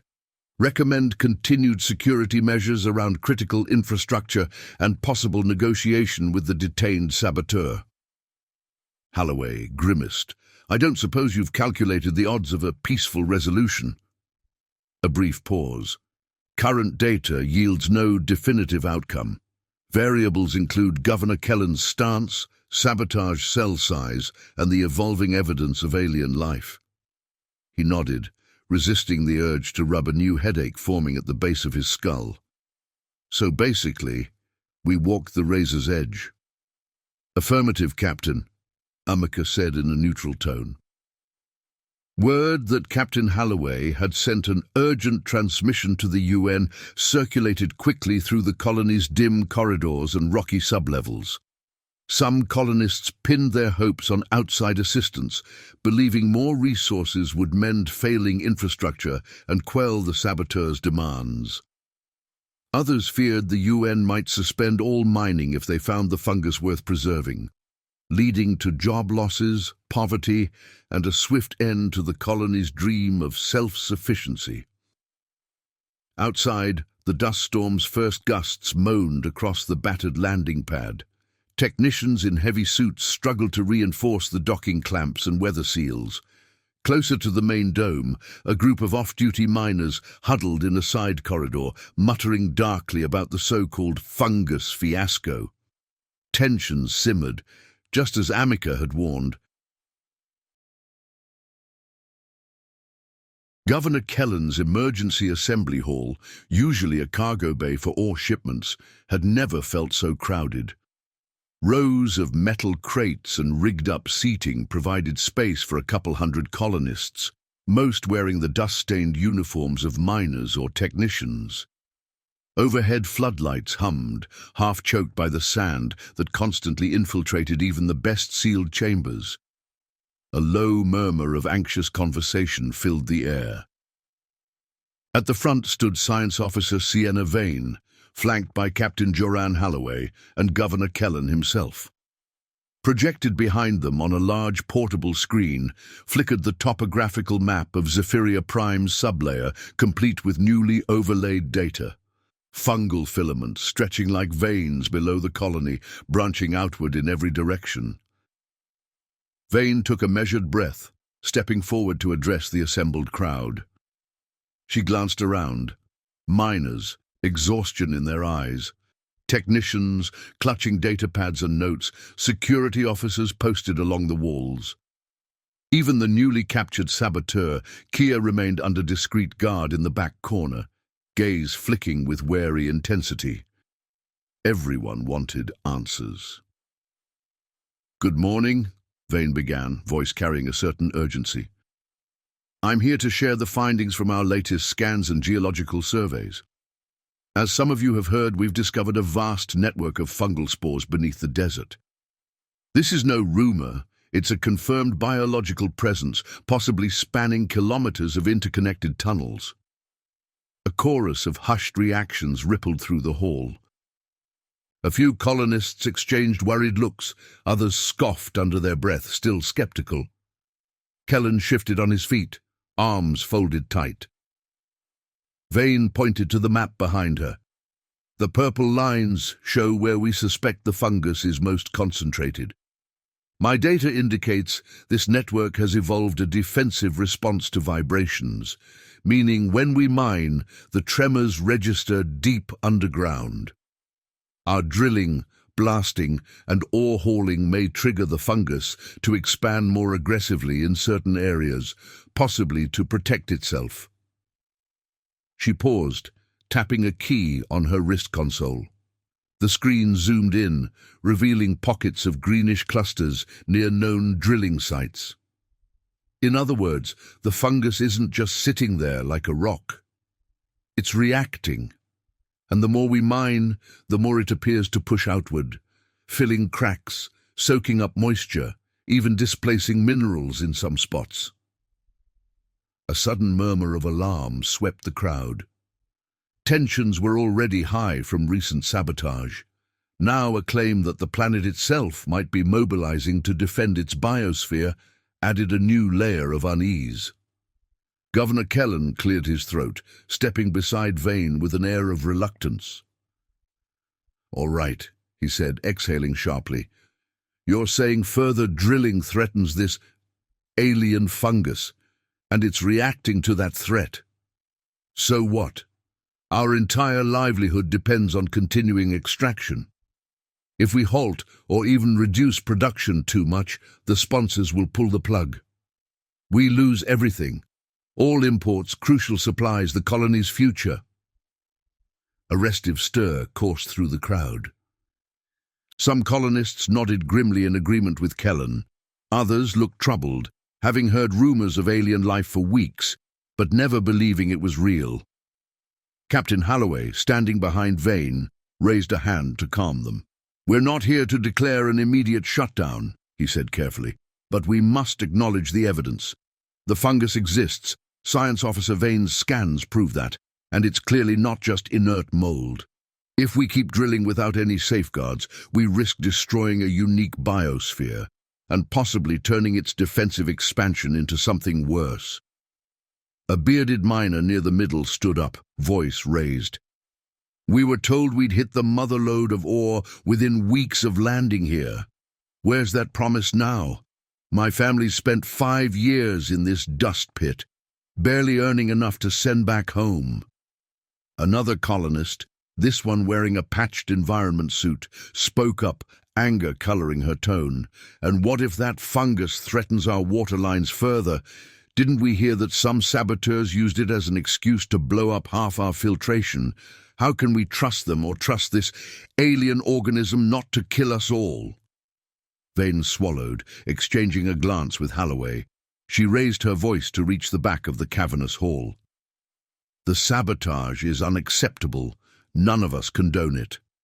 But it stems from desperation and a belief that the colony doesn't care about what's living beneath our feet. We can't ignore the science because we're scared of losing funding. We need to find a balanced approach. Kellen's jaw tightened. Balanced approach? Our sponsors want results.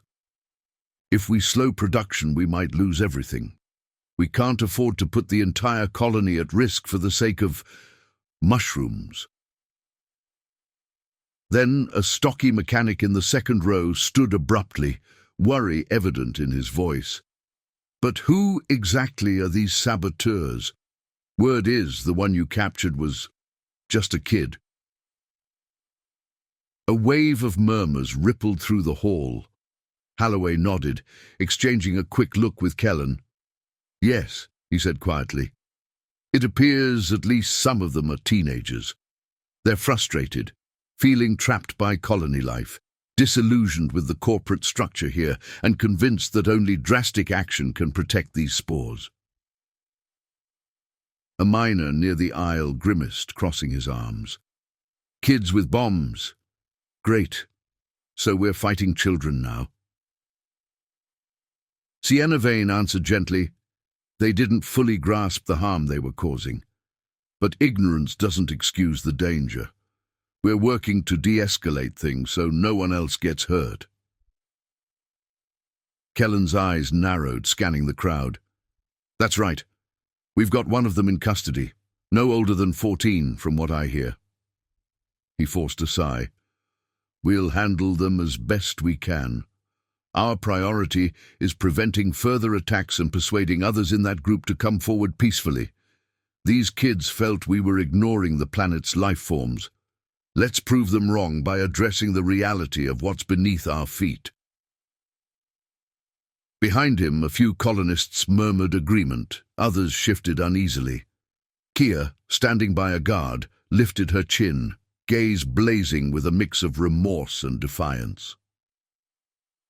If the colony had shown concern for the spores earlier, perhaps she and her friends wouldn't have taken such drastic steps.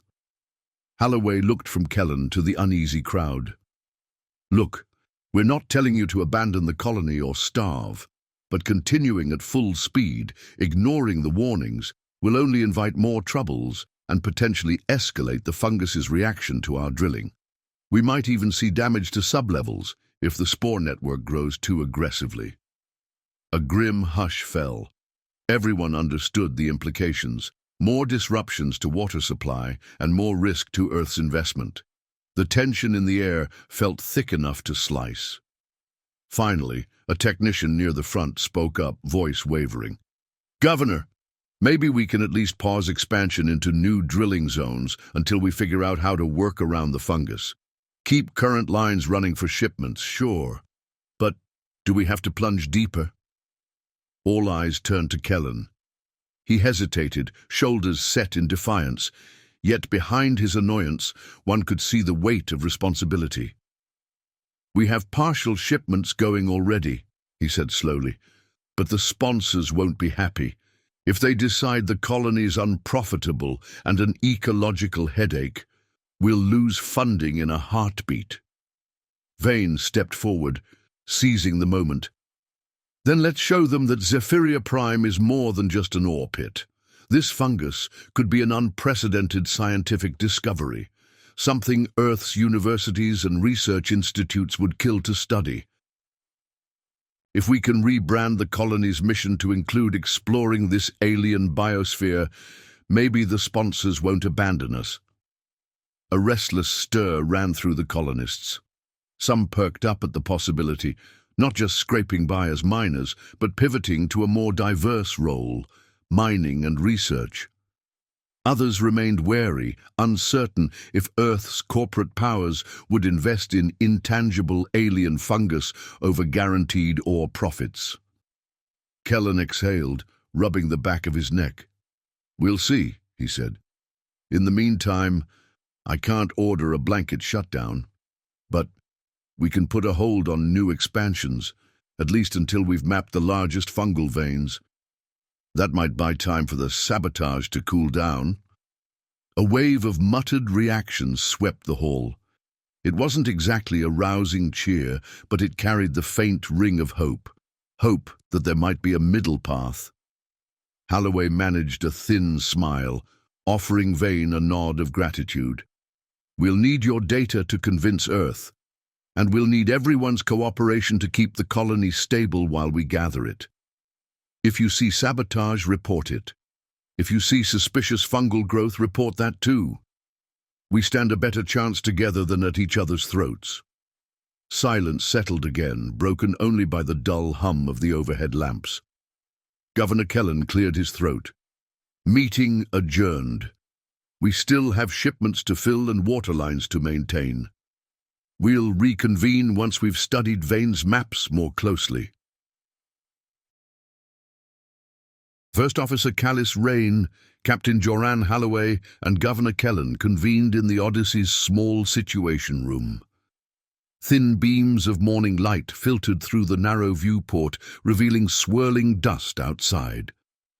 An uncomfortable hush filled the room, as if even the recycled air dared not disturb the tension. A hollow projection hovered above the central table, relaying the latest UN communiqué. Stray static crackled from the speaker, while Amika, the Odyssey's AI, translated each clipped line. "Effective immediately, all major mining expansions on Zephyria Prime are hereby suspended pending a comprehensive ecological assessment. Routine minimal extraction for sustenance is permitted, but no large-scale drilling or blasting may occur. Further instructions to follow upon arrival of the UN Environment and Frontier Committee vessel.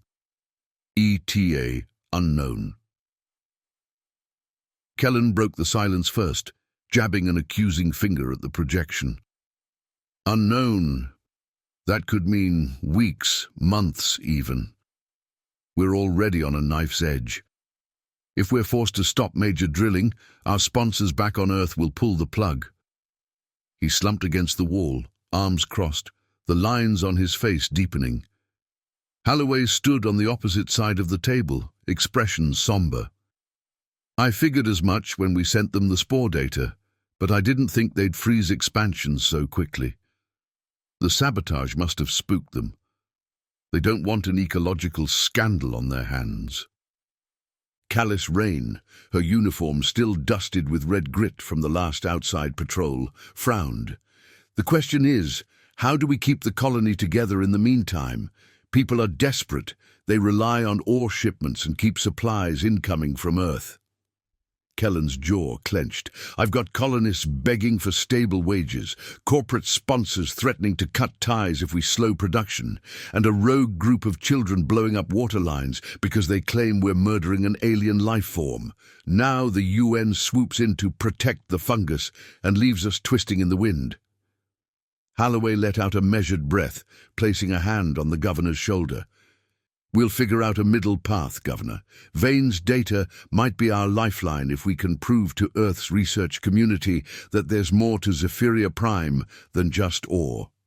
But yes, the short term is going to be rough."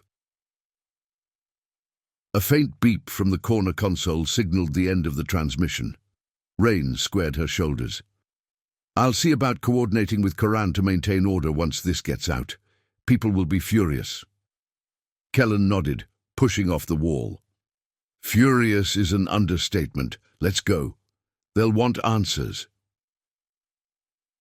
Just before they left the situation room, Amika's voice chimed softly through an overhead speaker. "Captain, First Officer Rain, Governor Kellen, I've compiled a preliminary social profile of the colony based on recent activity, sabotage incidents, and comm exchanges. The data suggests two primary factions are solidifying."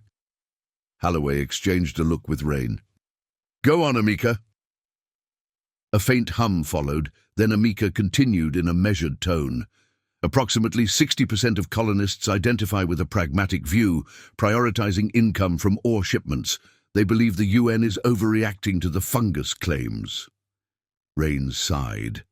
"And the other 40%? They're more sympathetic to the notion that we might be destroying an alien biosphere. Amika replied. Some are openly discussing whether the saboteurs, though misguided, had valid points about defending local life forms. This group, however, remains wary of violence. Kellen scowled, crossing his arms. So we've got a colony split right down the middle, then. Amazing how fast people can turn. Amika's tone stayed neutral. Governor, the process did not happen overnight. Over the past 2 months, since the first rumors of alien life began circulating, colonists have quietly chosen sides. The recent sabotage merely accelerated what was already in motion. He rubbed the back of his neck, frowning. So the colony's been dividing for a while? Yes, Governor. Additionally, based on psychological and social media analysis, I have identified at least 3 other teenagers with high probability of involvement in the sabotage. Their exact whereabouts are unknown. Neither my surveillance nor station logs pinpoint them in the colony since last night. Rain exhaled, frustration etched in every line of her face. We can't have them blowing up anything else. Captain, we need to find these kids before they cause more damage. Holloway nodded grimly, meeting her gaze. Amika's voice, even-toned, reverberated in the cramped chamber once again. Governor Kellen, Captain Holloway, shall I outline recommended proactive measures? Kellen glanced at Holloway and Rain, then shrugged in weary acceptance. Might as well, Amika. If we don't calm these people soon, we'll have open riots. Holloway folded his arms. Go ahead. Amika began in that same measured tone. 1. Establish small discussion forums across dormitories and canteens, pairing pragmatists and sympathizers to air grievances under supervised moderation. This ensures both groups hear the other's perspective. Rain nodded thoughtfully. A forced exchange of ideas, rather than letting them stew in echo chambers. That could help. 2, Amika continued, encourage shared work shifts where miners and technicians from both factions collaborate.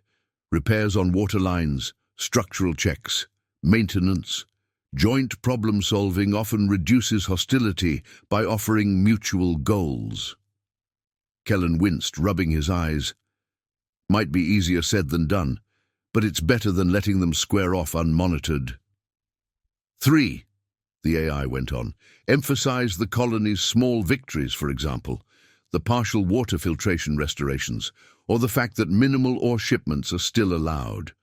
Broadcasting these achievements helps people see progress, however modest. Holloway arched a brow. Public morale updates, basically. Let them know we're not on the brink of total collapse. Finally, Amika concluded, consider forming a temporary council with representatives from each faction. No formal leaders exist, but recruiting a handful of respected foremen, senior engineers, and even younger colony voices could guide policy until the UN team arrives. Rain exchanged a look with Holloway, then nodded. A short-term council might prevent anyone from feeling steamrolled by a single voice. Even yours, Governor. Kellen inhaled deeply. All right. If it keeps us from imploding before the UN vessel shows up, I'm on board. But heaven help us if it fails. In the canteen, a space normally filled with the clatter of trays and subdued chatter, First Officer Callis Rain stood at the head of a makeshift gathering. Roughly 24 mostly foremen and team leads sat on stacked crates or leaned against bulkheads, eyes fixed warily on her. They came from both emerging perspectives, pragmatic miners worried about lost wages and quieter voices who sympathized with protecting the fungus. Rain cleared her throat, tension apparent in her posture. Look, I understand you're all angry, scared, even hopeless. The UN directive blindsided us. But please listen. The UN isn't abandoning Zephyria Prime. They're insisting on an ecological survey because they've seen the data we transmitted about the spore network. She paused, scanning the crowd's tired faces. If we comply, once they arrive, they can arrange new work programs, expand research roles, bring in additional funding. It's not as if they're discarding us. A wiry miner shook his head. That's all well and good, but where's our next paycheck? My family can't eat promises of a new start. She gave him a sympathetic nod. I get it. But if we defy the UN, we lose all backing. At least by following these guidelines, we have a chance to keep some ore flowing, and to prove we're not a lost cause. We'll also share what we can, she added, meeting their skeptical gazes, stretching our rations to get us through until the next UN supply drop. It's not ideal, but no one here should starve. A short silence weighed on the room, broken only by the hum of ventilation. One of the younger technicians, half her face smudged with grease, spoke up. And what about the saboteurs, ma'am? They're still out there. Rain's expression tightened. Security is pursuing every lead. If the rest of them don't come forward, they'll only make it worse, for themselves and for the colony. All of our lives are at risk if sabotage continues and cripples water or oxygen. Her gaze swept over the assembled colonists. So please, if you hear rumors, if you see anything suspicious, report it. We need everyone pulling in the same direction. No one burst into applause or cheered, but a few nods stirred through the group. It was enough for Rain to sense a faint shift in attitudes, some grudging acceptance that compliance with the UN might be their only lifeline. Meanwhile, Security Chief Dax Karan returned from a dusty sub-level corridor, bandaged ribs protesting with every step, and entered the holding cell on the Odyssey. Inside, the battered metal walls reverberated faintly with the colony's machinery. Seated on a creaking chair was Kia, the captured teenage saboteur whose impulsive bomb had nearly cost Corin his life. Corin settled onto a rusted stool opposite her, careful not to aggravate his side. Kia, he began, voice low but steady, I'm not here to punish you further. I just need answers. We know there are more of you, at least 3. Amika's flagged your friends as likely suspects, but we can't find them in the station logs. Kia glared at the floor, arms folded. I don't know where they are. And even if I did, I wouldn't tell you. Her voice trembled with defiance. Corin pressed his lips together, recalling Rain's words about giving the saboteurs a chance to come clean. Look, I get it. You think you're saving the spores, but do you realize how close you came to destroying our only water supply? You'd kill thousands. Her gaze flicked to the bandage on Corin's ribs. She swallowed. I never wanted people to die. But the colony ignores us, drilling deeper, draining aquifers. If we sit around waiting, the spores will be destroyed anyway, and we'll be stuck here forever. Corin exhaled, leaning forward. Are you sure you want your legacy to be bombs that almost killed me and your fellow colonists? When she said nothing, he pressed on more gently. We're not your enemy. But if your friends don't stop, the UN might declare this entire place ungovernable. Then we all lose. Kia's knuckles whitened against her forearms, tears pricking at her eyes. We just want a real future, not endless digging and corporate quotas. If the fungus is actually alive, like really alive, maybe Earth will step in, force the colony to shift focus, and we can go somewhere else, or do something else. Corin studied her trembling posture and recognized that trust would not be built overnight. Kia, there could be another path. If you help us, maybe we can get the colony to pivot to studying this fungus, like Captain Halloway and Science Officer Vane want. But we need to know where your friends could be. She stared at him, conflict etched into her expression, but said nothing more. Corin recognized that any real confession or help might take more time, and the clock was ticking. After the interrogation, Corran limped into a cramped briefing area where Holloway waited. The security chief sank into a chair, grimacing at the pain in his ribs. "She's not talking," he admitted, "but I'm getting the sense these kids feel trapped.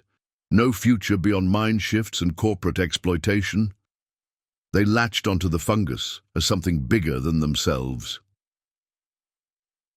Holloway sighed, rubbing his neck. "Honestly, they may see these spores as their ticket off this rock.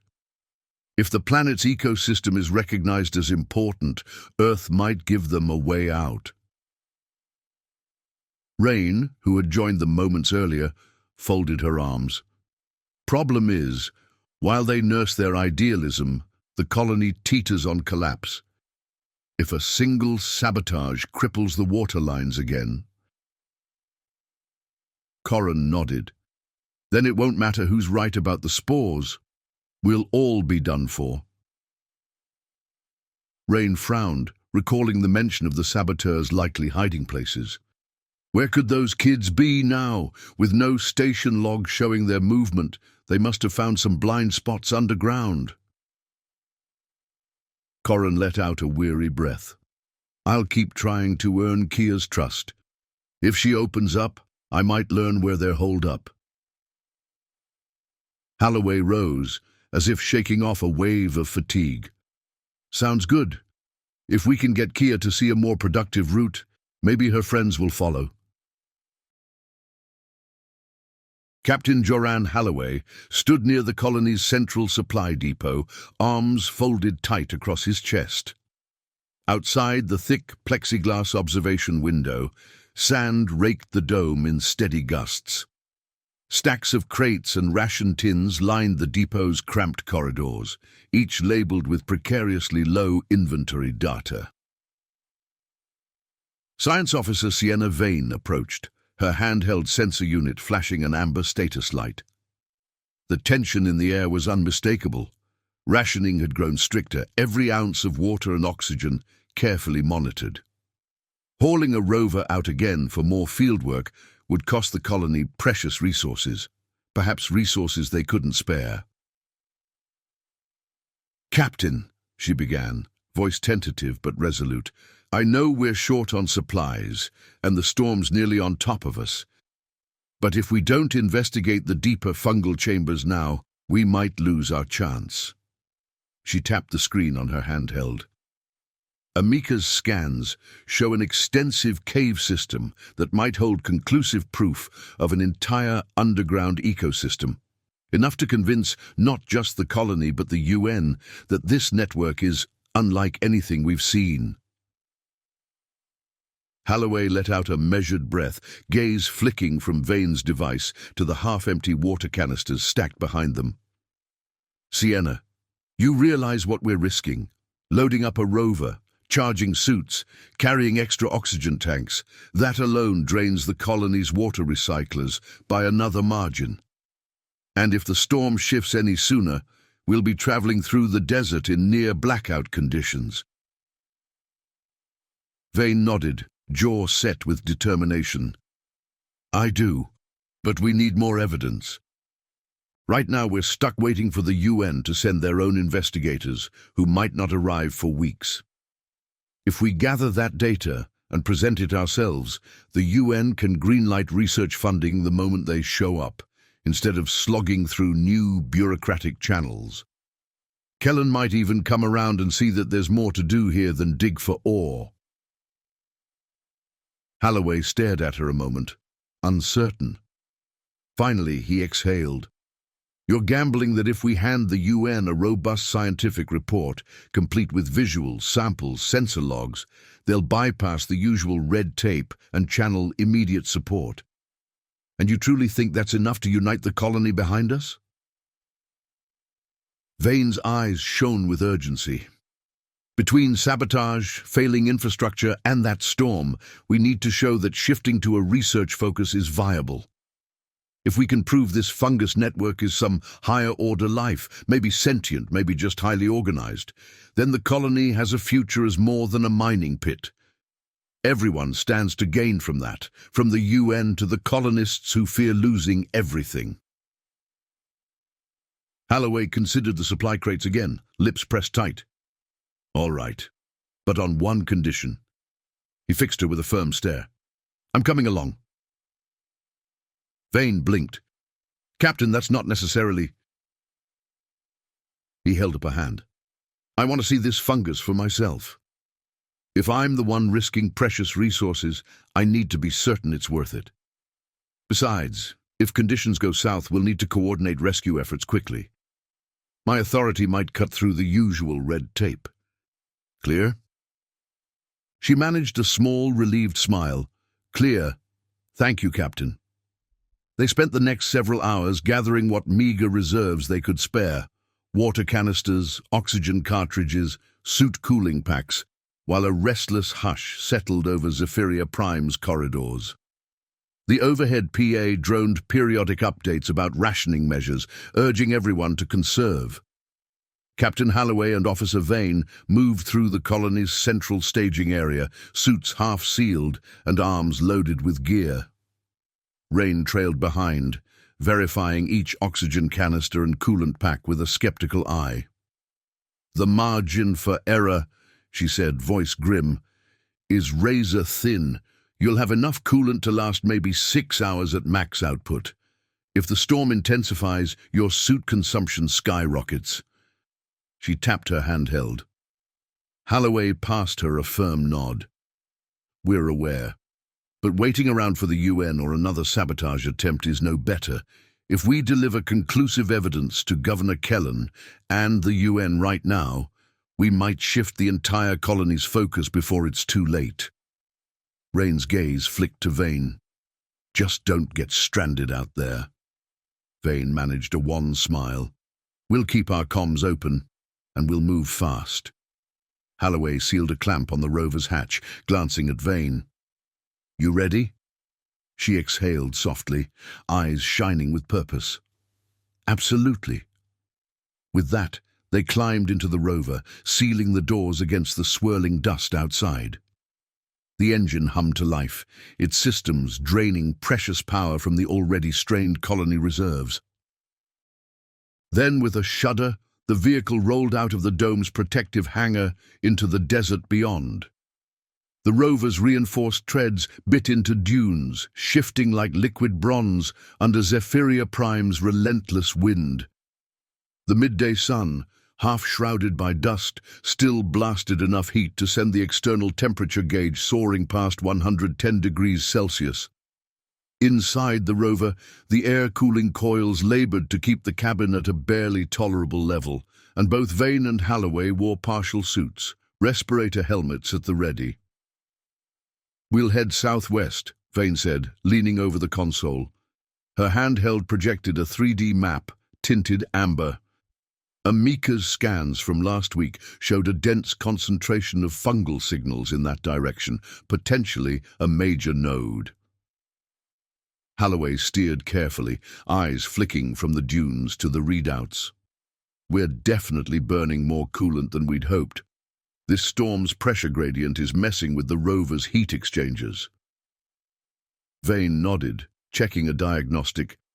If we present the colony with undeniable proof of a complex biosystem, we won't need to wait for Earth's teams to trickle in. Once the UN arrives, we can push for immediate research funding, rather than waiting for them to replicate our scans. The rover crested a hill, revealing a panoramic sweep of dust-laden dunes. Jagged outcroppings of basalt dotted the horizon, each scoured by centuries of punishing winds. Vane couldn't help but feel a thrill of awe at the planet's stark, dangerous beauty, an environment so lethal that life, if it existed, must be truly extraordinary to survive. After 40 minutes of careful driving, the rover's external temperature warnings chimed more frequently. Dust devils danced across the horizon, swirling red-brown grit into the sky. Halloway slowed as they navigated a field of broken rock spires. With every jolt, the suit's sensors blinked, verifying the structural integrity of the hull. Vane studied the rising dust. This storm front's definitely accelerating. Our windows might even be tighter than we thought. Holloway muttered a curse under his breath, then forced a calm tone. "We'll do a quick in and out. Grab your data, record everything we can, then hightail it back before we cook ourselves." Up ahead, a ragged ridge glimmered faintly in the half-light. Vane tapped the console, cross-referencing Amika's geological overlays. "Should be an opening near that basalt formation." They parked near a cluster of jagged rocks, suits engaged as they disembarked. The desert heat bore down like a hammer, suit-cooling lines whirring in protest. Vane scanned the rock face, her handheld flickering with faint electromagnetic surges. "Captain," she said, voice relayed via suitcom, "over here. There's a narrow crevice near the base, just wide enough for us to squeeze through." Holloway secured the rover's lockdown clamps. "We should keep an eye on the structural readouts. I'm already having a bad feeling here." They pried aside loose rock, revealing a sloping corridor that vanished into the dark. Warm, stale air drifted out. Vane's heart thumped. This matches the profiles we've seen near other fungal sites. One by one, they ducked into the passage, helmet lamps slicing through swirling dust motes. Beneath their boots, the floor crunched with a layer of brittle sand. Faint pulses of greenish luminescence shimmered along cracks in the walls, reminiscent of the spore outcroppings they'd studied in previous expeditions. Suit lights played across a widening tunnel. The temperature dropped slightly as they moved deeper, echoing the pattern Vane had observed in her earlier caverns, a subtle microclimate nurtured by the fungus. Every now and then, Holloway glanced at his suit's resource gauge. They couldn't stay long. They reached a larger chamber, half collapsed from seismic shifts. The fungal threads grew denser here, weaving spongy mats across broken stone. Vane knelt to examine a patch. Her handheld beeped with excitement. High electromagnetic fluctuations, like it's trying to pass signals deeper into the rock. She gently lifted a sample into a sealed container. Holloway gazed around, suit lamp revealing faint rivulets of moisture along the walls. So it's funneling water from somewhere. That's how it survives in this punishing environment. He exhaled softly. If we bring back readings of a fungus harnessing water at these depths... Vane finished his thought. The entire colony might see this as more than eco-fantasy, and the UN could expedite a full research pivot. We'd no longer be just a dusty outpost. As they ventured further, the pulses of ghostly green light intensified in certain clusters. Vane ran a localized spectral analysis, her visor display filling with spiking waveforms.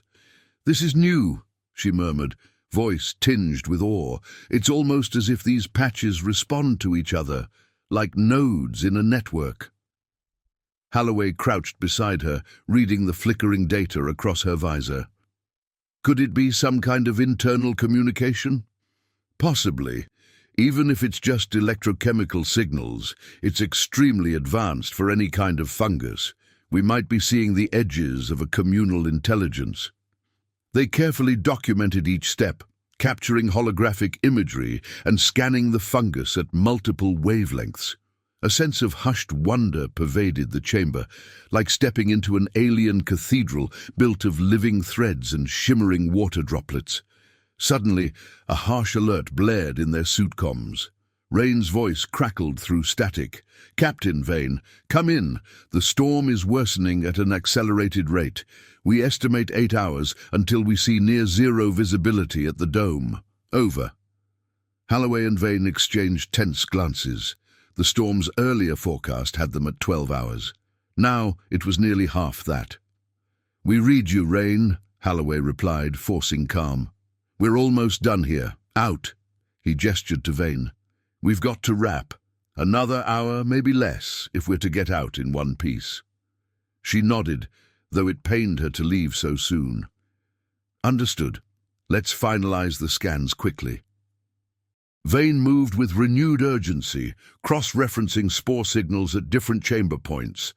She recorded every nuance: the temperature gradient, the fungal mat density, the faint trickle of water beneath the stone. Holloway took a final series of wide-angle hollow photos, capturing the chamber's luminous sprawl. They sealed a final batch of samples, double-checking the containers were stowed securely. Suit fans whirred harder. The chamber's humidity was climbing, or perhaps the suits were straining in the planet's punishing environment. Either way, they had what they came for.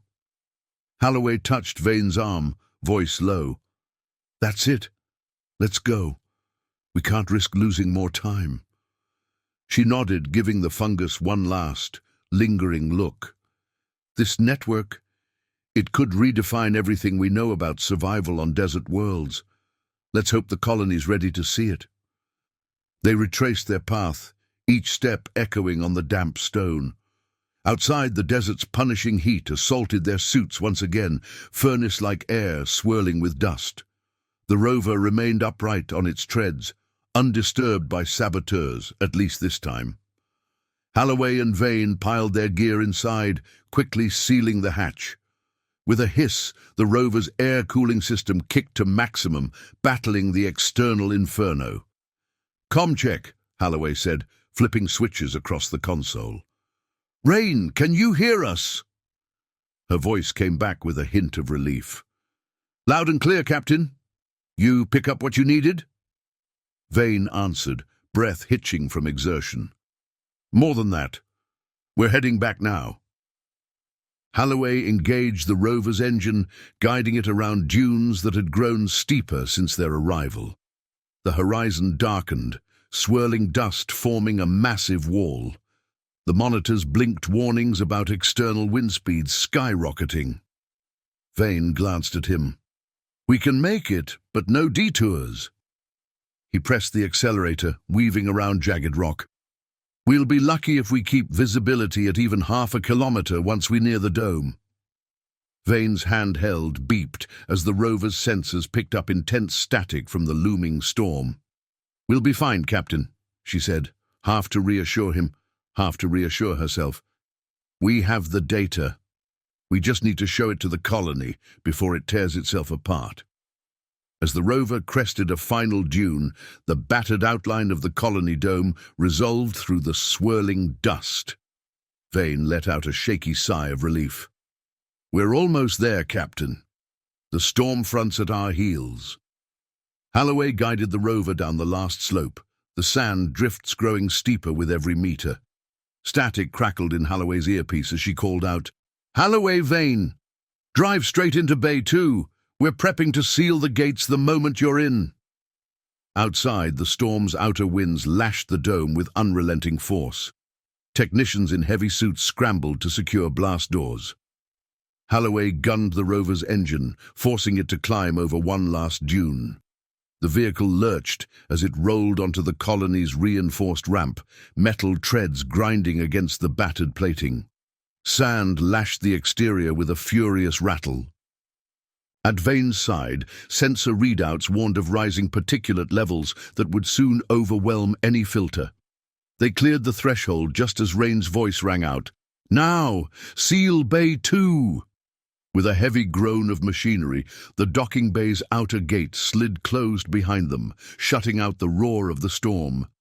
Inside, the rushing wind fell to a muffled roar, replaced by the hiss of pressurizing systems. Breathing raggedly, Vane and Holloway exchanged tired but triumphant glances.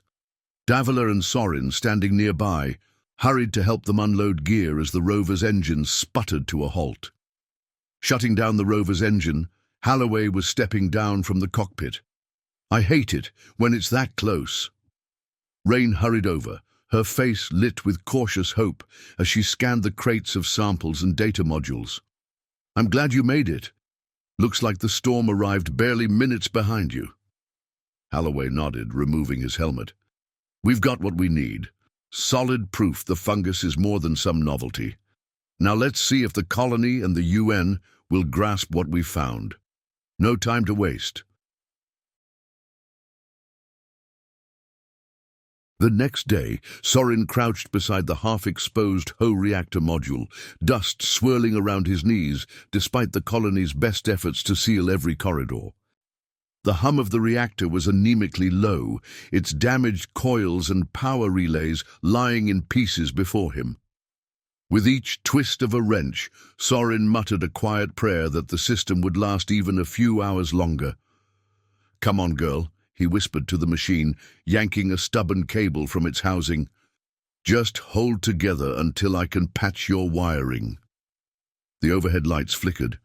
He paused, glancing at a portable console resting on a toolbox beside him. Its screen lit with a blinking icon indicating incoming drone data. Sorin wiped sweat from his brow and tapped the screen. He had dispatched an old surveying drone earlier that morning, retrofitting it with makeshift meteorological sensors to monitor the evolving dust storm. A hush settled over him as numbers and charts populated the console in stark red lines. Storm speed up by 20%. Pressure drop accelerating. He scrolled, eyes widening.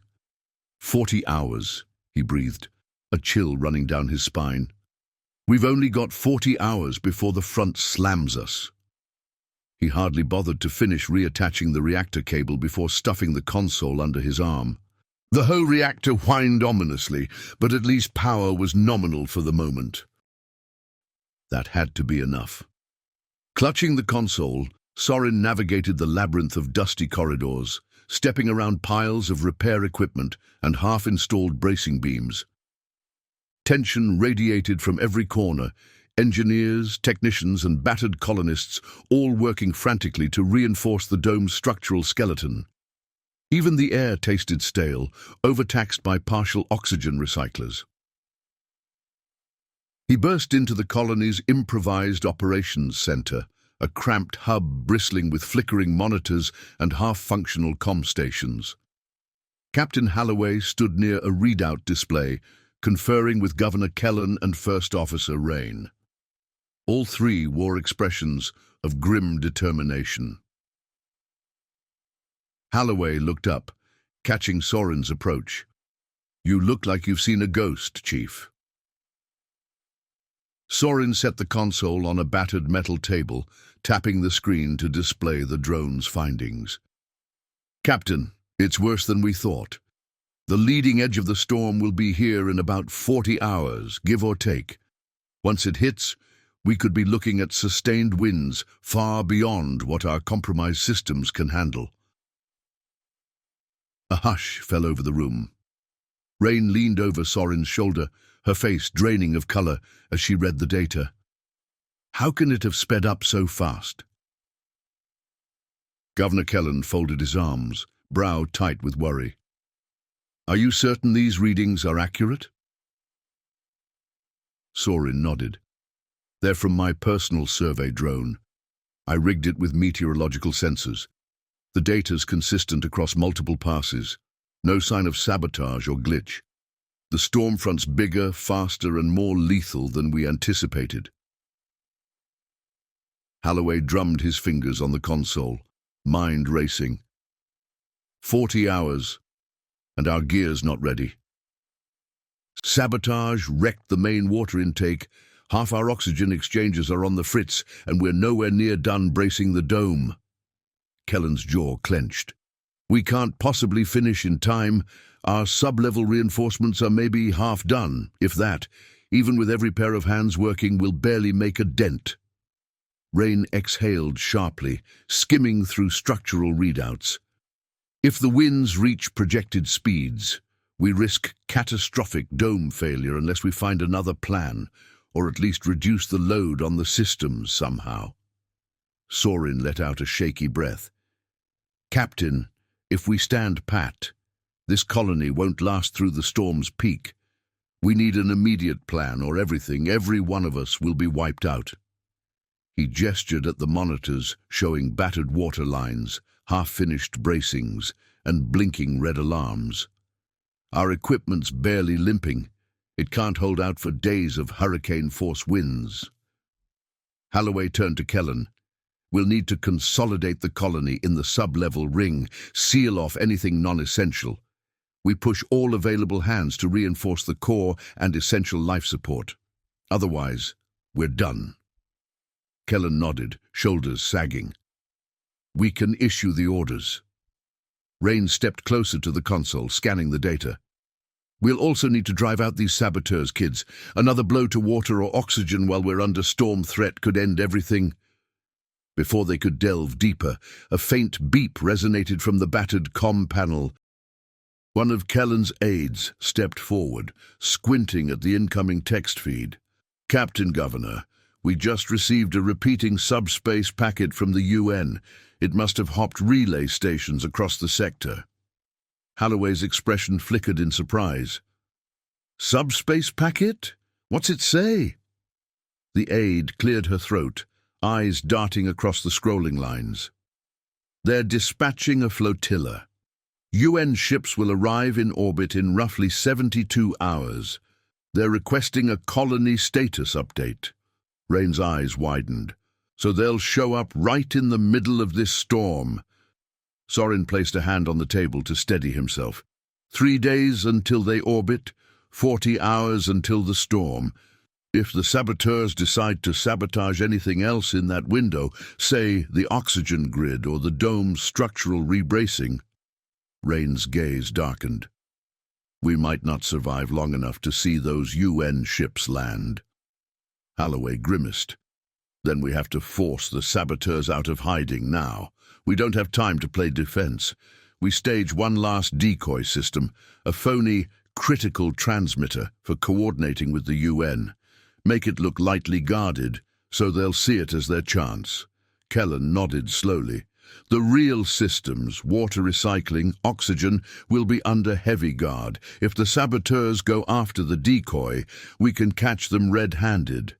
And if they still lie low, maybe the storm itself will force them to realize how foolish this is. At that moment, Security Chief Karan stepped into ops, posture rigid, his bruised ribs strapped beneath a dusty uniform. I just spoke with Kia again, he said, voice subdued. We had a long talk about the storm, about the sabotage. I got her to open up a bit more. Rain arched a brow. She's cooperating. Corin nodded. She's worried about her friends. She says they're likely hiding in old tunnels no longer on official maps. The kids used to play in them years ago, far above the sub-levels. If the storm hits, those tunnels won't stand a chance. Either they'll collapse, or the kids will be cooked alive. Holloway let out a soft whistle. So that's how they kept slipping around. And if we don't do something, they might die down there, and we won't let that happen. Sorin glanced at the holomap, flickering with red alerts. We can't seal up those undocumented tunnels. We need them on board, or at least out of the way. Holloway straightened. Rain, you'll take a small team up there. Find those kids. Tell them the storm is days away from turning this entire planet into a dust bowl. If they stay hidden, they won't survive. Rain gave a curt nod. I'll bring minimal people, less threatening. We'll show them the data we've got from Vane, that there is real hope for a research pivot, for preserving the fungus. No need to sabotage anything else. Corin exhaled in relief. And if they resist? Rain's mouth set in a grim line. We'll do our best. If they still choose sabotage or hold out, at least we tried. Holloway raised a hand. Rain, before you go, find one of their parents willing to join you. Maybe a familiar face is the key to coaxing them out. We can't let them die up there. Kellen cleared his throat. Then we also need a public gathering to inform everyone about the storm timeline, the UN's imminent arrival, and this saboteur threat. Holloway grimly determined. An all-colony assembly in sub-level 7 stat. We warn them of the short window we have. Unify or perish. No more factional fighting, not with the storm and the saboteur threat. Rain stood, grabbing her handheld. I'll announce it now. Then I'll assemble a small search party. Corin met her gaze. Good luck. I'll keep an eye on Kia. She might help us track down a parent for your team.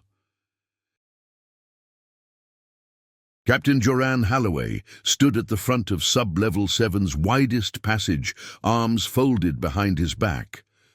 Lanterns dangled from the ceiling, illuminating a corridor so jammed with colonists that body heat alone raised the ambient temperature by several degrees. A hush settled as Holloway moved to address them, the echo of distant machinery underscoring the magnitude of the crisis they faced. Behind him, a small hollow projector displayed flickering red maps of Zephyria Prime's surface, giant arcs of swirling dust radiating from the storm's epicenter, each line more ominous than the last. Governor Kellen hovered beside the display, jaw taut. Holloway cleared his throat. People of Zephyria Prime, I won't sugarcoat it. The storm coming our way is worse than anything we've faced. Our equipment wasn't built for sustained winds at these speeds, not while sabotage has left half our infrastructure patchworked.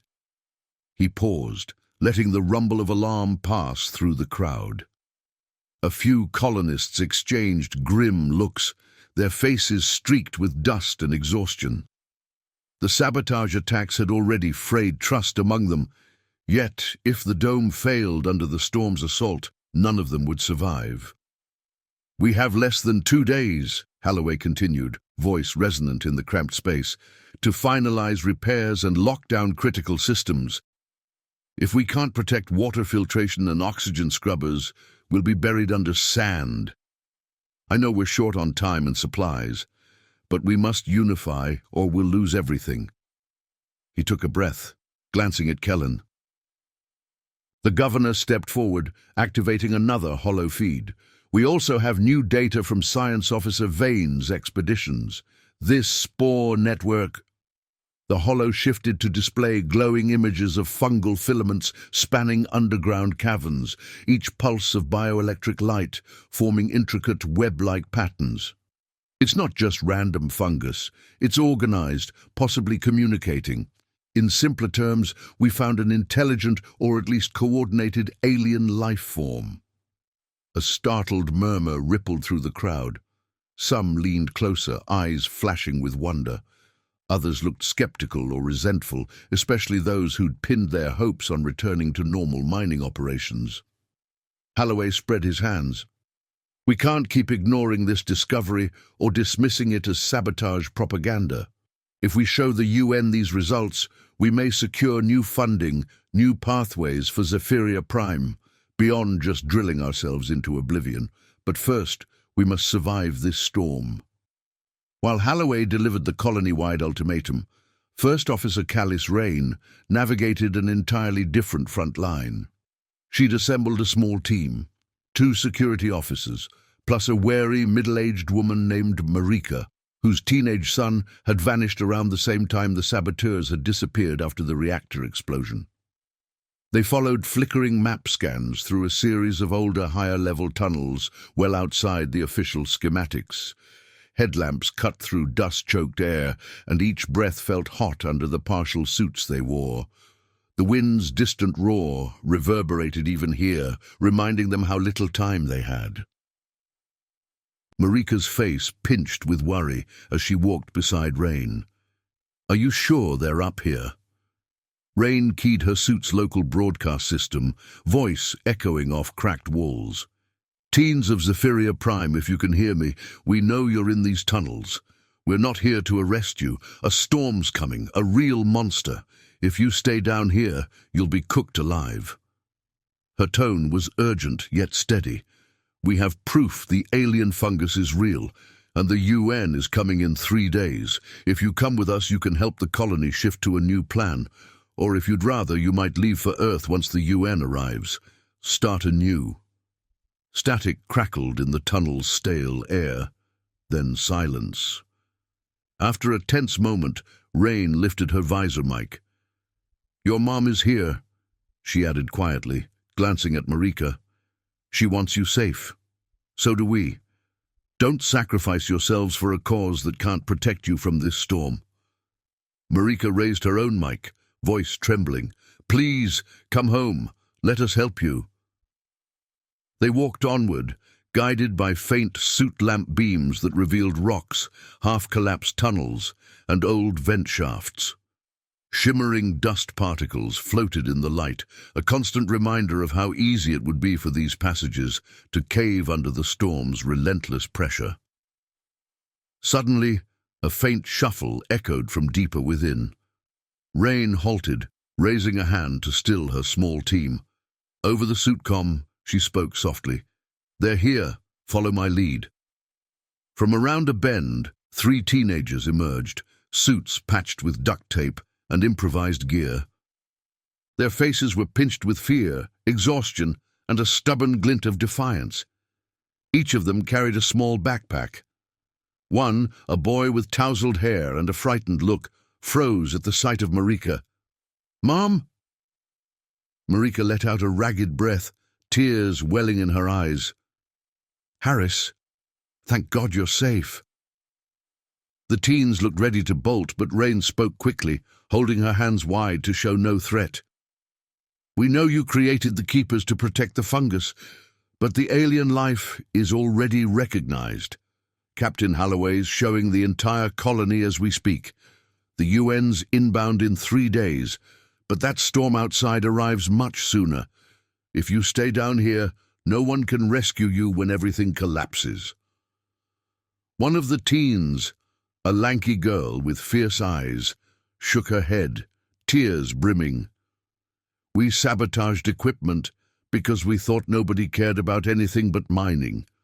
We wanted them to see this planet is alive." Rain nodded sympathetically. "And now they do.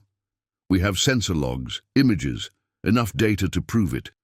The colony's already shifting focus, but we need you to come back with us. Help unify everyone before this storm hits." Marika stepped closer, voice breaking as she reached for her son's hand. "We're not here to punish you. We want you to come home." The teenagers exchanged uncertain looks, shoulders tense. Finally, the lanky girl let out a shaky breath, shoulders sagging. "We're out of supplies anyway." Slowly they lowered whatever improvised weapons or tools they carried. The boy embraced Marika, trembling. Another teen, cheeks stained with sweat and dust, nodded to Rain. "We're done fighting. Show us a real future." Rain heaved a sigh of relief. "You're making the right call. Let's get you out of here before the storm locks us in." They turned back, heading carefully through the labyrinthine tunnels. By the time they reached the safer sub-level corridors, the teenagers walked with heads bowed in an unspoken admission of guilt. A few passing security officers looked ready to bark reprimands, but Rain shot them a stern glare. No more hostilities. It was time to focus on the bigger threat. In Sub-Level 7, the colony's emergency meeting was still in full swing when Rain and her small group returned. As people caught sight of the 3 teen saboteurs, a hush fell. Tension crackled until Kellen motioned for calm. "They're just kids," he rasped. "Let's hear them out." The teens, flanked by Rain and Marika, didn't speak much. Their faces said enough: shame, relief, and lingering conviction about the fungus. Holloway gave a curt nod, addressing the assembled colonists. "We'll debrief them later. Right now, the important thing is that sabotage is off the table. We'll need every single one of us, adults and children alike, to reinforce the dome and keep life support running. This storm arrives soon, and we must stand united." Kellen stepped forward, clearing his throat. "You've all seen the data on the fungus. If you have energy or skill to spare, volunteer now. If you're not physically able, support in other ways, distributing rations, manning the water filters, anything." A subdued, rumbling acknowledgement spread through the colonists. Some nodded with grim acceptance. Others just quietly stared at the teen saboteurs. With the teenage saboteurs surrendered and stowed safely in the colony's sub-levels, Captain Joran Halloway felt a momentary sigh of relief. But he knew the storm still loomed, and the faint reprieve wouldn't last.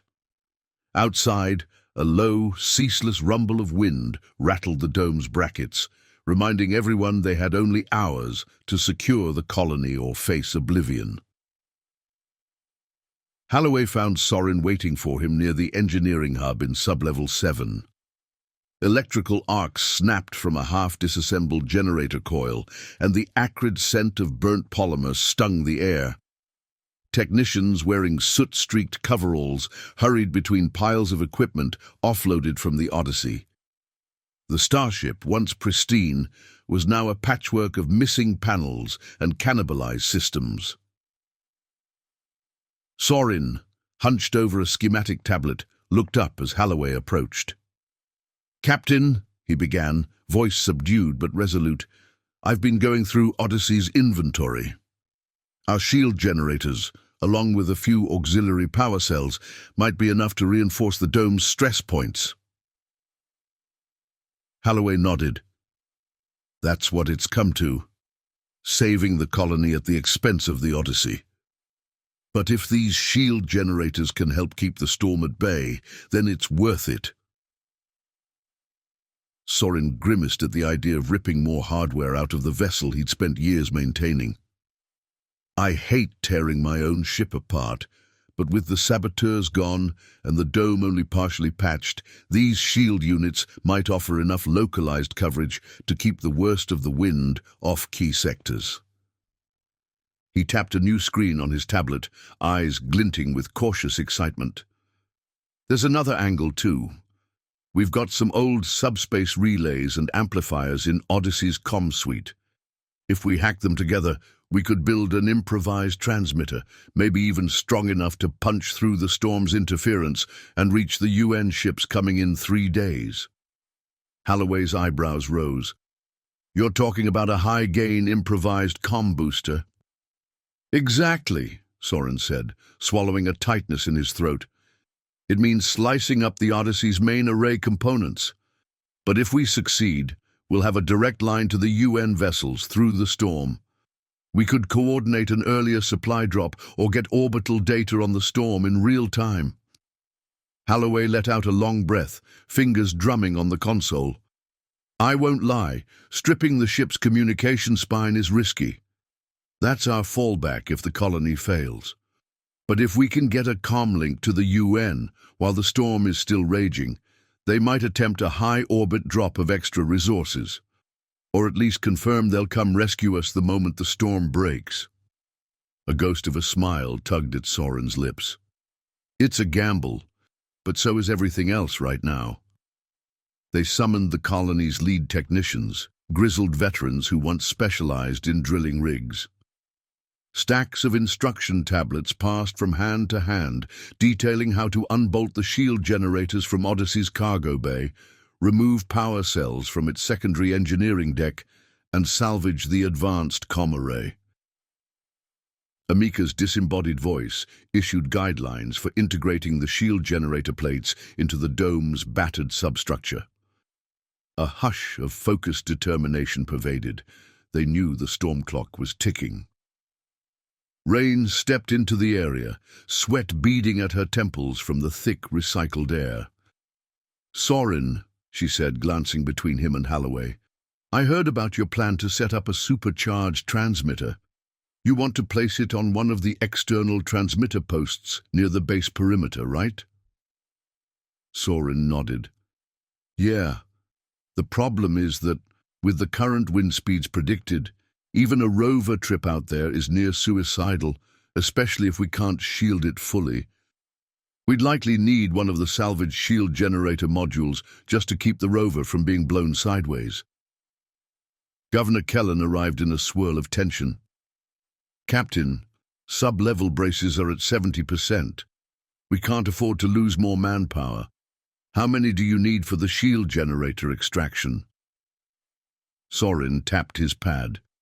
"At least 8 engineers for the next 3 hours. Another team for the transmitter. That's if everything goes smoothly." Kellen's expression tightened. And if it doesn't? Halloway spoke up. Then we could be out of luck. The dome might hold off part of the storm, but communications to the UN remain uncertain. If we want real help mid-storm, we need that transmitter. Kellen rubbed the back of his neck. All right, but you'd better pray it's worth the risk. Our suits can't handle extreme gusts if the wind picks up while you're outside. Sorin led the engineers into Odyssey's gutted corridors, passing unlit sections where sabotage had taken out power trunks days ago. They pried off a large plating section beneath the cargo ramp, exposing the ship's shield generator compartments. Each generator was the size of a small car, bristling with emitter nodes and heat exchangers. With a groan of metal, they unbolted the first unit, carefully sliding it onto a motorized trolley. "You okay seeing your ship carved up?" one of the younger techs asked Sorin, voice uneasy. Sorin winced. "No, but survival outranks my sentimentality. If we make it through this, we can rebuild the Odyssey later. Or build another." 2 decks above, a second team scavenged the comm arrays. They unscrewed panels of delicate subspace transceivers, optical link boosters, and battered amplifier nodes. Each piece was carefully labeled and stowed in foam crates. Hours later, with the shield generators and comm modules piled near the colony's central ring, Halloway surveyed the ragtag assembly.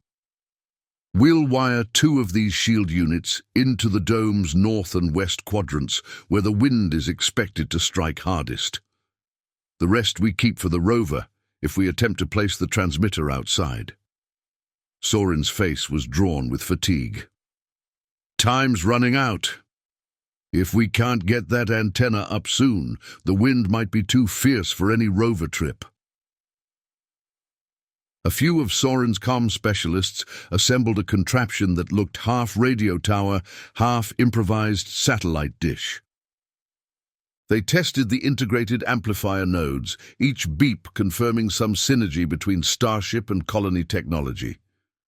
"If this works," Sorin muttered, wiping sweat from his brow, "we might send a beam through the thickest dust. Maybe not for a full conversation, but enough for a simple, 'we need help now,' to the UN ships." As the final bolts clamped down on the shield emitters, and the improvised transmitter began humming with faint test signals, Sorin stole one last glance at the storm readouts. The anemometers placed around the dome already recorded gusts increasing hourly. Suit seals hissed and locked as Captain Halloway swung himself into the rover's driver's seat. Next to him, Chief Engineer Sorin settled in his thermal suit. The rover's climate control labored to keep the cabin at tolerable levels, despite the scalding desert temperatures outside. On the cargo platform in back lay the heart of their mission, a jerry-rigged transmitter meticulously patched together from the Odyssey's stripped communication modules. The colony's only chance to punch signals through the incoming storm and reach the UN ships scheduled to arrive in 3 days.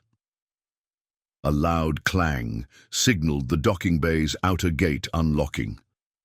The wind howled beyond, scouring the dome with enough fury to rattle the steel supports. Halloway exchanged a look with Sorin. Both men wore expressions of iron determination. "Everything set back there?" Halloway asked, voice crackling through the suitcom. Sorin tapped a small console on the rover's dash, verifying power connections to the improvised shield emitter they'd bolted to the hull. "As good as it'll get.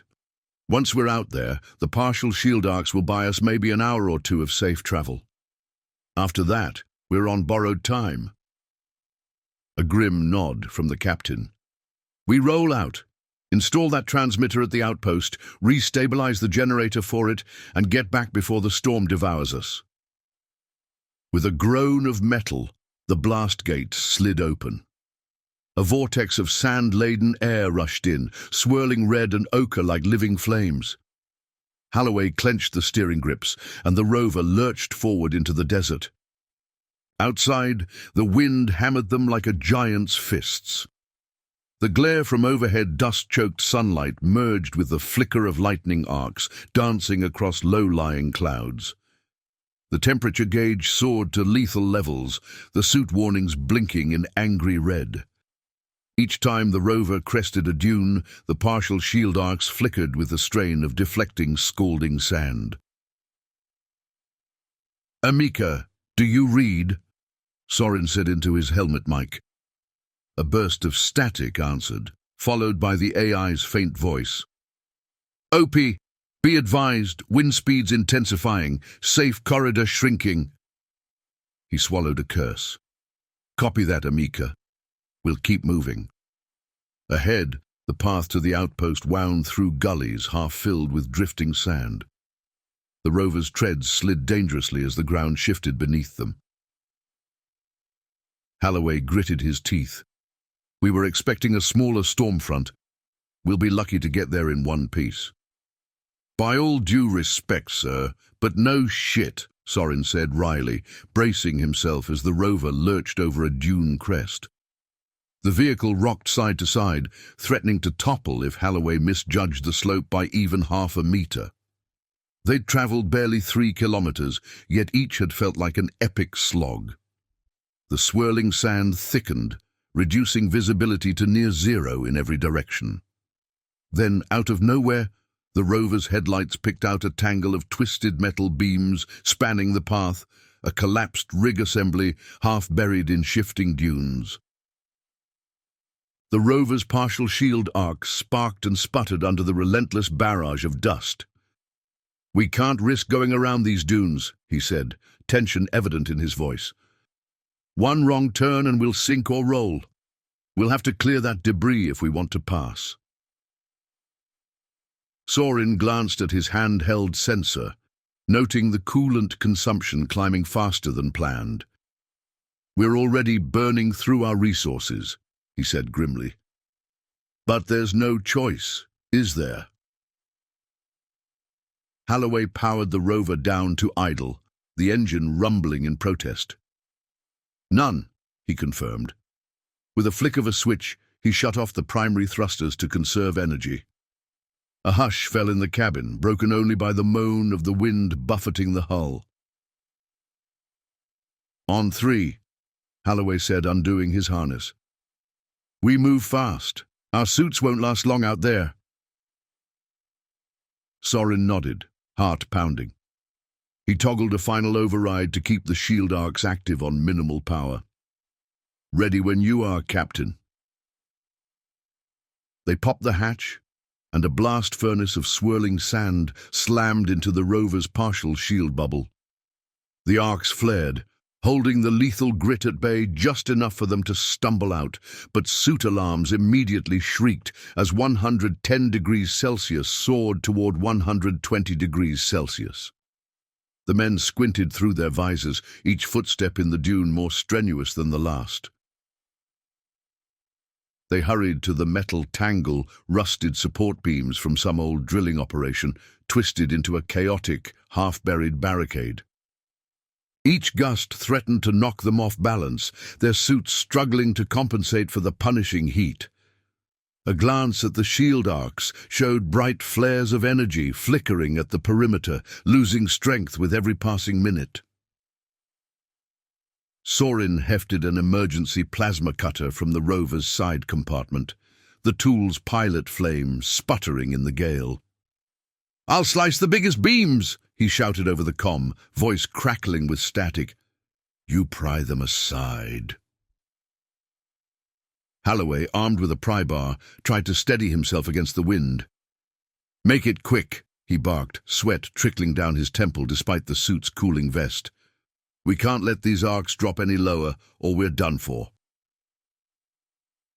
Sorin fired the plasma cutter, slicing through a knotted cluster of steel supports.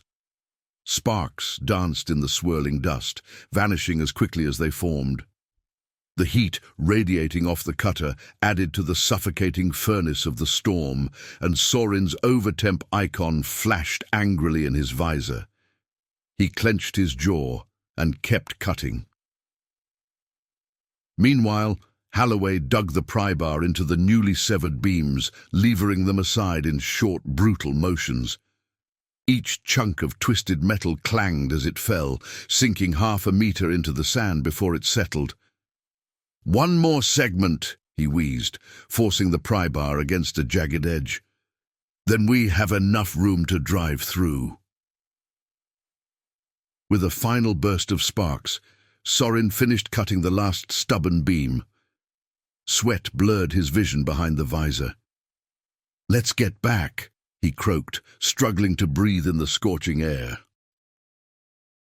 They both shoved the final hunk of debris away, clearing a gap wide enough for the rover. Then, staggered by the punishing wind, they half fell back toward the vehicle. The partial shield arcs flickered dangerously on the brink of collapse. Suit alarms screamed warnings of coolant critical and temperature exceeding limits. Halloway stumbled into the rover's cabin, Sorin right behind him. The hatch sealed with a reverberating clang, blessedly cutting off the worst of the winds. For several seconds they just gasped, hearts pounding, the rover's internal cooler straining to flush away the superheated air that clung to them like a second skin.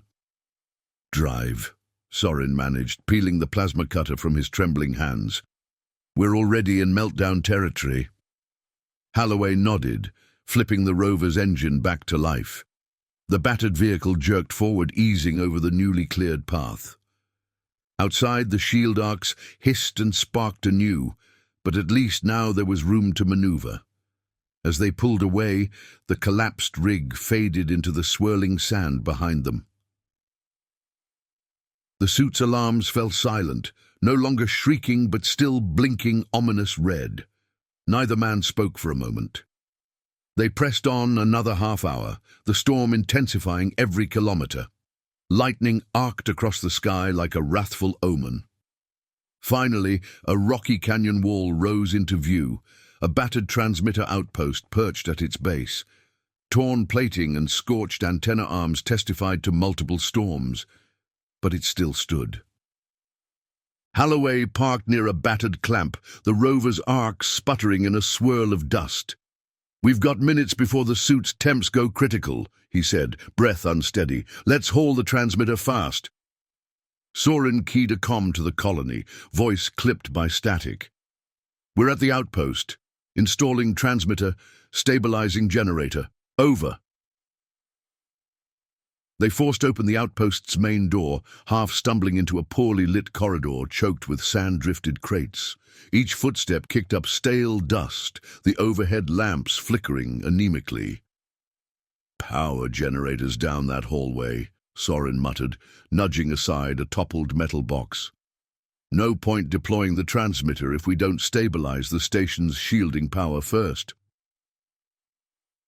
Inside the generator bay, they moved with silent urgency, swapping out scorched cables and reattaching coolant feeds taken from the rover's spare parts. Sparks flared under Sorin's deft splicing, casting jittering shadows against the walls. A moment later, the generator's status lights flickered from furious red to a less menacing amber, a subdued hum resonating in the cramped chamber. Sorin allowed himself a short, ragged breath. That should keep the outpost's power lines stable enough to support the shield, and by extension, the transmitter. "Let's get outside and mount that dish before we lose any more time." They returned to the rover, face to face with the swirling dust outside. The outpost had a small canyon ledge near its rear, the perfect spot for broadcasting over the storm-choked horizon. Carefully, Halloway maneuvered the rover's improvised loading mechanism, a hinged rail that would tilt the transmitter crate off the cargo platform. Halloway activated the hydraulic. "Here goes." The rover's makeshift loading rail angled out from the cargo bed, letting gravity guide the transmitter crate. The crate began sliding smoothly until a brutal gust rattled the entire vehicle. The sled jolted, jamming half off the platform, suit alarms flaring as the partial shield arc sputtered under the increased wind load. Sorin's eyes flicked to the external readouts. "Fucking damn it! The loading rail's stuck!" he shouted, voice crackling over the suitcom. "I'll have to free it manually." Before Holloway could protest, Sorin threw the hatch open. A swirl of superheated sand blasted in, the arcs dancing with static-laden fury. Suit warnings blared across Sorin's visor. High wind velocity, caution and temperature critical. Gritting his teeth, he stumbled onto the cargo platform, the temperature gauge soaring above 120 degrees Celsius. "I'll override the locking pin," he rasped, wrestling with the jammed mechanism. The wind slammed him against the sled. Each second the arcs flickered, his suit cooling system ticking down precious seconds. Finally, a metallic snap rang out, the sled jerked free, and the crate thumped onto the rocky ledge, just stable enough to remain upright. Sorin panted, half doubled over in the scouring wind. "Crate's down," he huffed over comm. "Get back inside before you fry," Holloway ordered, voice tight. Suit readouts now flashed over temperature, meltdown imminent. A wave of dizziness blindsided Sorin. He reeled, dropping to one knee, as black splotches crowded his vision. The suit's internal sensors shrieked an urgent heat exhaustion alarm. "Captain," he gasped, voice shaky and weak. From the cockpit, Holloway saw Sorin through the windshield, crumpling on the platform amidst swirling red dust. Heart hammering, he sprang from the rover. The moment he exited, a gale of superheated wind slammed him sideways. Each step was a struggle, grit blasting his visor. "Sorin!" Holloway shouted through the comm, crossing the short distance in heavy strides. Suit alarms howled, warning of lethal heat buildup, but he forced himself onward. He found Sorin slumped near the transmitter crate. The engineer's visor readouts blinked frenetically, core temperature spiking, coolant depleted. "Stay with me, Chief," Holloway growled, voice rough with exertion. He looped an arm under Sorin's shoulder and hauled him upright, adrenaline fueling him against the weight of his own fatigue. They staggered back toward the rover, each step a battle against the hissing wind that threatened to tear them apart. Inside the rover's cabin, the hatch hissed shut behind them, cutting off the storm's deafening roar. They collapsed onto the ground, the interior's cooler sputtering out a lukewarm breeze. Sorin coughed raggedly, each breath a struggle, but after a few seconds his eyes flickered open. I am alive," he rasped, blinking in disoriented relief. Holloway let out a slow breath. "Damn right you are." He double-checked the console readout. Transmitter status, active. A faint ping from the outpost's power feed confirmed it was drawing energy. Then, across the rover's crackling comm, a broken message from the colony squeaked through the static. "Signaled, reading your outpost transducer. Good job. Return now. Repeat, get back fast." Sorin met Holloway's gaze. The tension in both their expressions a silent affirmation. They'd done their part, setting up the transmitter. Now they had to survive the journey home. "Let's go," Holloway said tersely, punching the rover's ignition. "Our arcs and suits are on borrowed time. Buckle in." The rover's engine roared alive, exterior alarms flashing as they prepared to plunge once more into the raging red chaos of Zephyria Prime's storm. The rover's engine roared as Holloway reversed away from the outpost, the newly raised transmitter dish glowing faintly behind them through the swirling haze. Lightning forked in the distance, thunder muffled by layers of dust. The partial shield arcs flickered unsteadily, each dune they tackled threatening a catastrophic breakdown. "Amika, do you read?" Holloway tried, voice taut with urgency. Static hissed back, no coherent response. The storm front had reached its apex, each wind gust strong enough to topple even their heavy rover if he lost control. Sorin forced himself to stay alert, rechecking the half-functional nav system. Coordinates say, "We're heading east toward the colony." He coughed. but the sensor feed's glitchy. Could be any direction. Halloway's visor displayed near zero visibility, the rover's partial shield arcs spitting sparks each time a swirling dust devil slammed them. Each collision rattled the cabin, threatening to shred what remained of the rover's patched coolant lines. "We keep going," Halloway growled, trying to keep the vehicle from fishtailing on a dune slope. "If we stray, we'll never see the dome again." Alarms screamed, coolant exhausted, their final safety margin evaporating. Sorin coughed, forcing his eyes open. Within the colony's sub-level control hub, Rain and the technicians watched their monitors in tense silence. The rover's icon blinked once more on the holomap, then vanished in a storm of static. The overhead lights flickered under the storm's assault. "They're off the grid," a weary technician muttered, shaking his head. "It's been 10 minutes. Rain inhaled shakily. They must be lost out there." Quiet horror rippled among the onlookers. Even Corran closed his eyes in resigned dread. Still, Rain refused to give the final order to seal the dome. "Keep the gate on partial unlock," she insisted, her voice quavering. "If Halloway and Sorin are out there, I want them to have a chance." Governor Kellen, arms folded behind him, wore a stormy scowl. "Close the gates," he snapped, voice resonant with worry. "If the wind damages our mechanics, you'll risk all our lives. We can't afford a permanent breach." Rain swallowed hard, keeping her gaze on the flickering monitors. Just a few more minutes. They could be a kilometer away right now. Before Kellen could object further, a technician shouted from across the console, "Ma'am, we're getting a faint signal, something on the rover's comm channel." The entire control hub seemed to hold its breath. "They're close," the technician confirmed, voice trembling with relief. "We might have an exact approach vector." Suddenly, a blurred shape flickered across the external cam.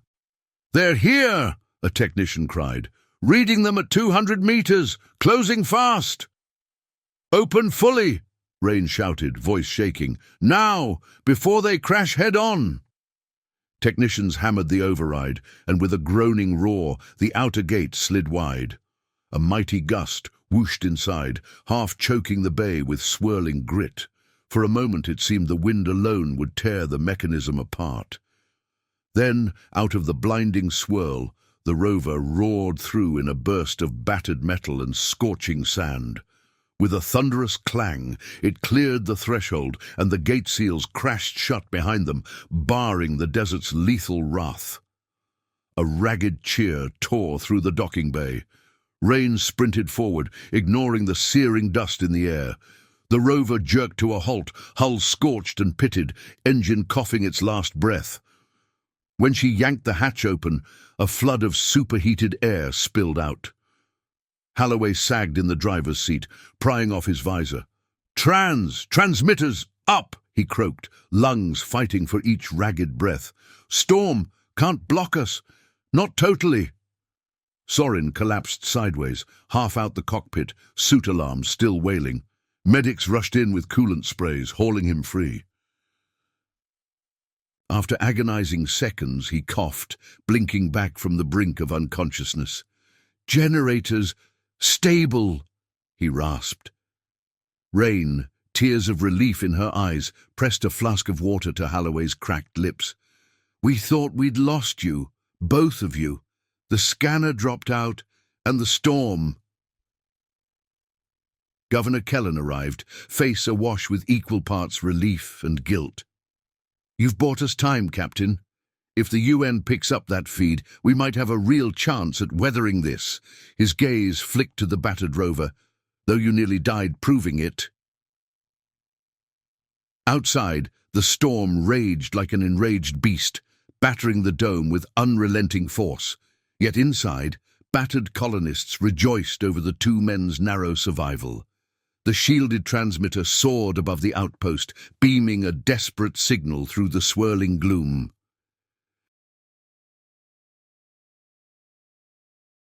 72 hours later, sub-level 7 reverberated with low murmurs and the occasional hiss of vented steam. The epic storm that had battered Zephyria Prime's dome still raged outside, though its ferocity had begun to wane. But inside the colony's deepest refuge, people did what they could, sleeping in cramped bunks, sharing ration packs, and trading anxious speculations on whether the transmitter's signal would truly reach the UN. Captain Holloway stood at a console in a corner of the sub-level's central ring, glancing at a portable comm display. A battered overhead speaker crackled with static, then fell silent again. "I've tried scanning the sky every hour," Holloway muttered, eyes rimmed with sleeplessness. "But the storm's dust kicked all frequencies to the edge of garbled. If the UN is out there, I hope they're patient." Sorin, standing nearby, checked a readout showing the outpost generator's stable power feed. "Patience might be the only commodity we still have," he said quietly. "The equipment is half-wrecked, the Odyssey is stripped bare, and we're huddled underground until the last of the storm passes." Governor Kellen approached, shoulders sagging, but expression calmer than it had been in weeks. "At least no sabotage bombs are about to blow us to oblivion. Thanks to your heroics with the transmitter, we may yet see a supply drop." A hush settled as the overhead speaker crackled again, faint beeps gradually clarifying into something more. Holloway froze, leaning close. Then a voice, tinny but unmistakable. "Zephyria Prime, this is UN vessel Pathseeker in orbit. Confirm receiving storm blockade. Stand by for relief. Over." A gasp swept through the sub-level ring. Technicians and colonists scrambled to hear better. Eyes lit with relief, tears glistening in more than one dusty face. Holloway keyed the console microphone, voice trembling with emotion. "Pathseeker, this is Captain Joran Holloway. We're still here, sheltered sub-level," he answered. "Storm's lethal. ETA for Storm's End is about 2 more days. Request you remain in orbit until safe landing. Over." Through the speaker, the voice returned, punctuated by static. "Copy, Captain. We have supplies and personnel for you. We'll coordinate a landing as soon as local conditions permit. Stand by for further instructions."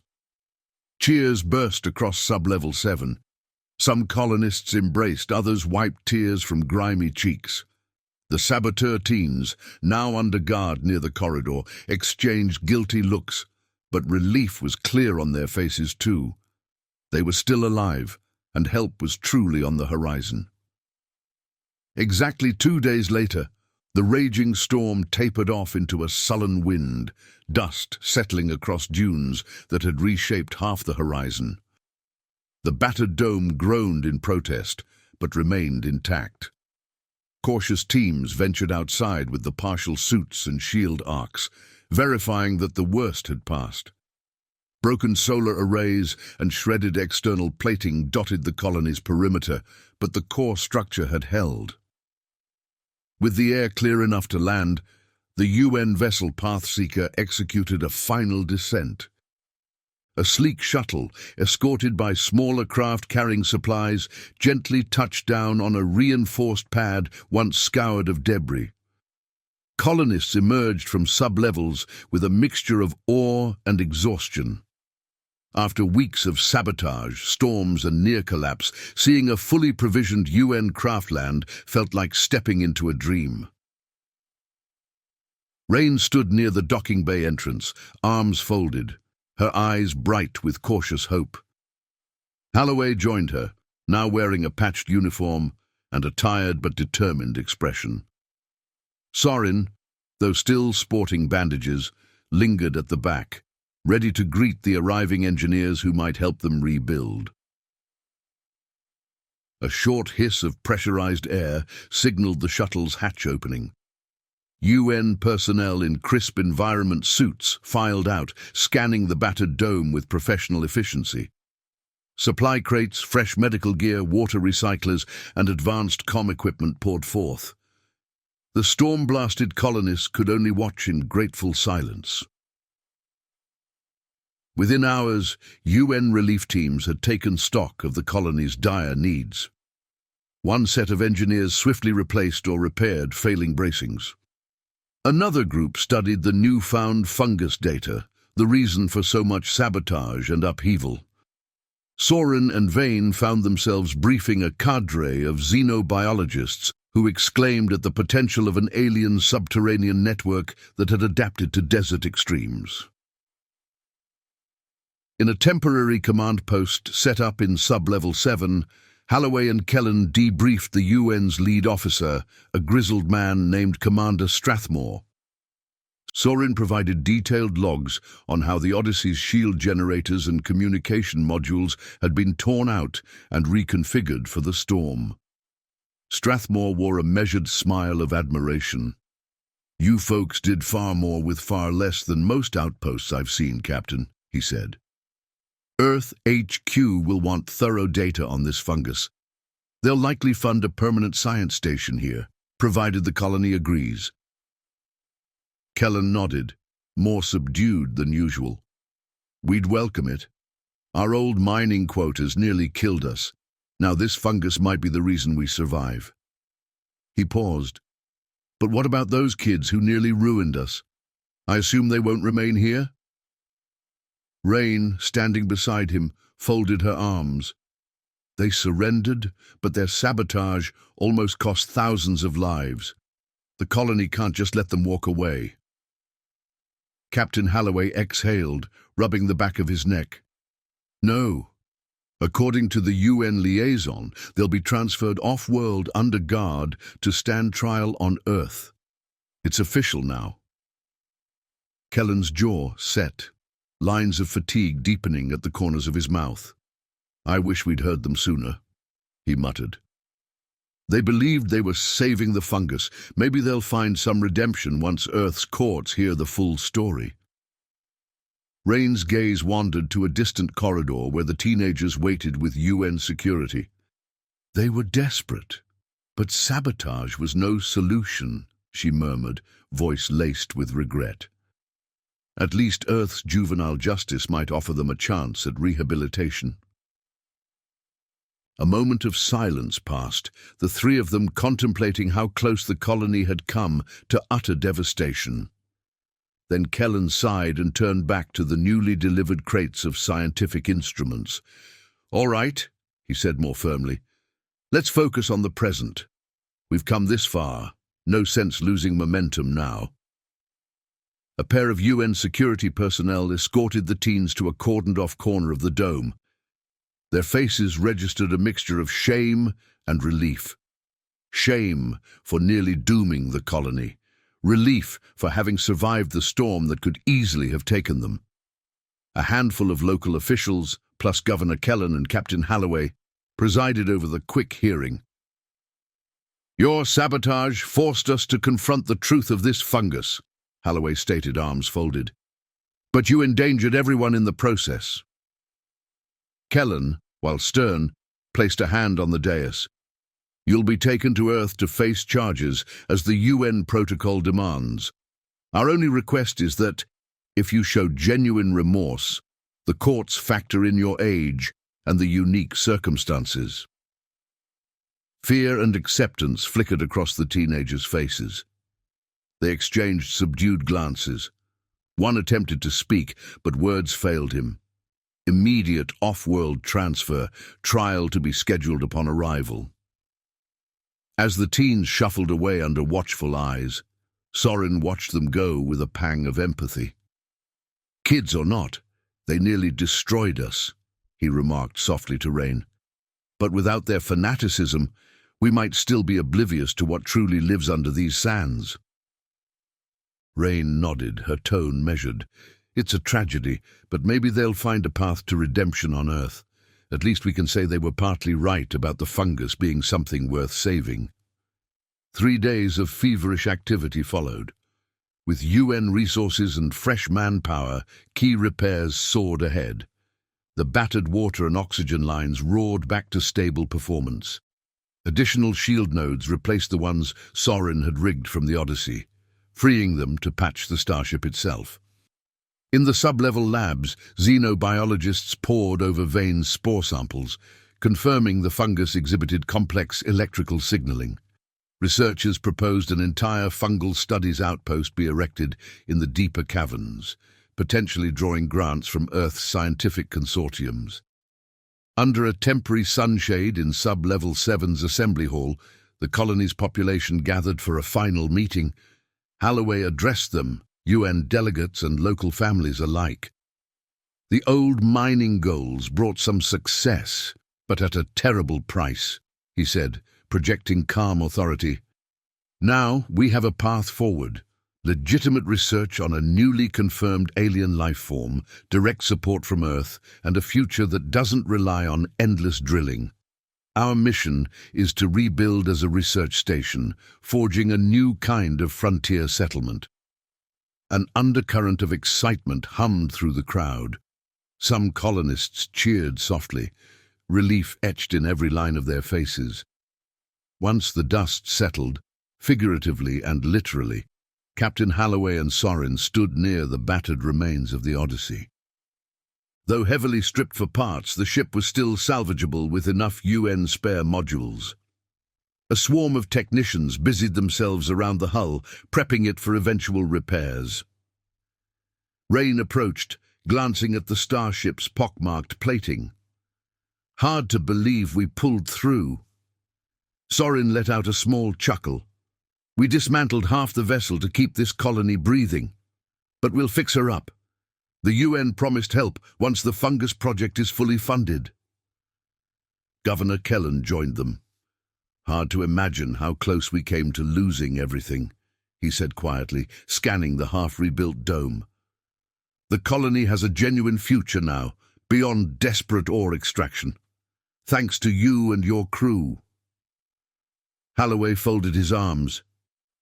Zephyria Prime taught us how fragile life can be on a desert world, and how cooperation can pull us back from the brink. Rain nodded. And those saboteur teens, once they serve their sentence, maybe they'll come back to a colony that's far kinder than the one they left. By late evening, the skies had cleared enough to reveal Zephyria Prime's red-tinged sun, dipping below the dunes.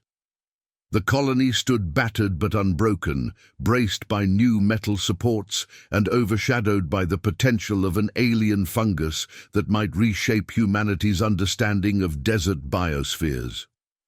Halloway took one last walk around Sub-Level 7, where families were setting up more permanent dwellings and excited researchers prepared for the next day's discoveries.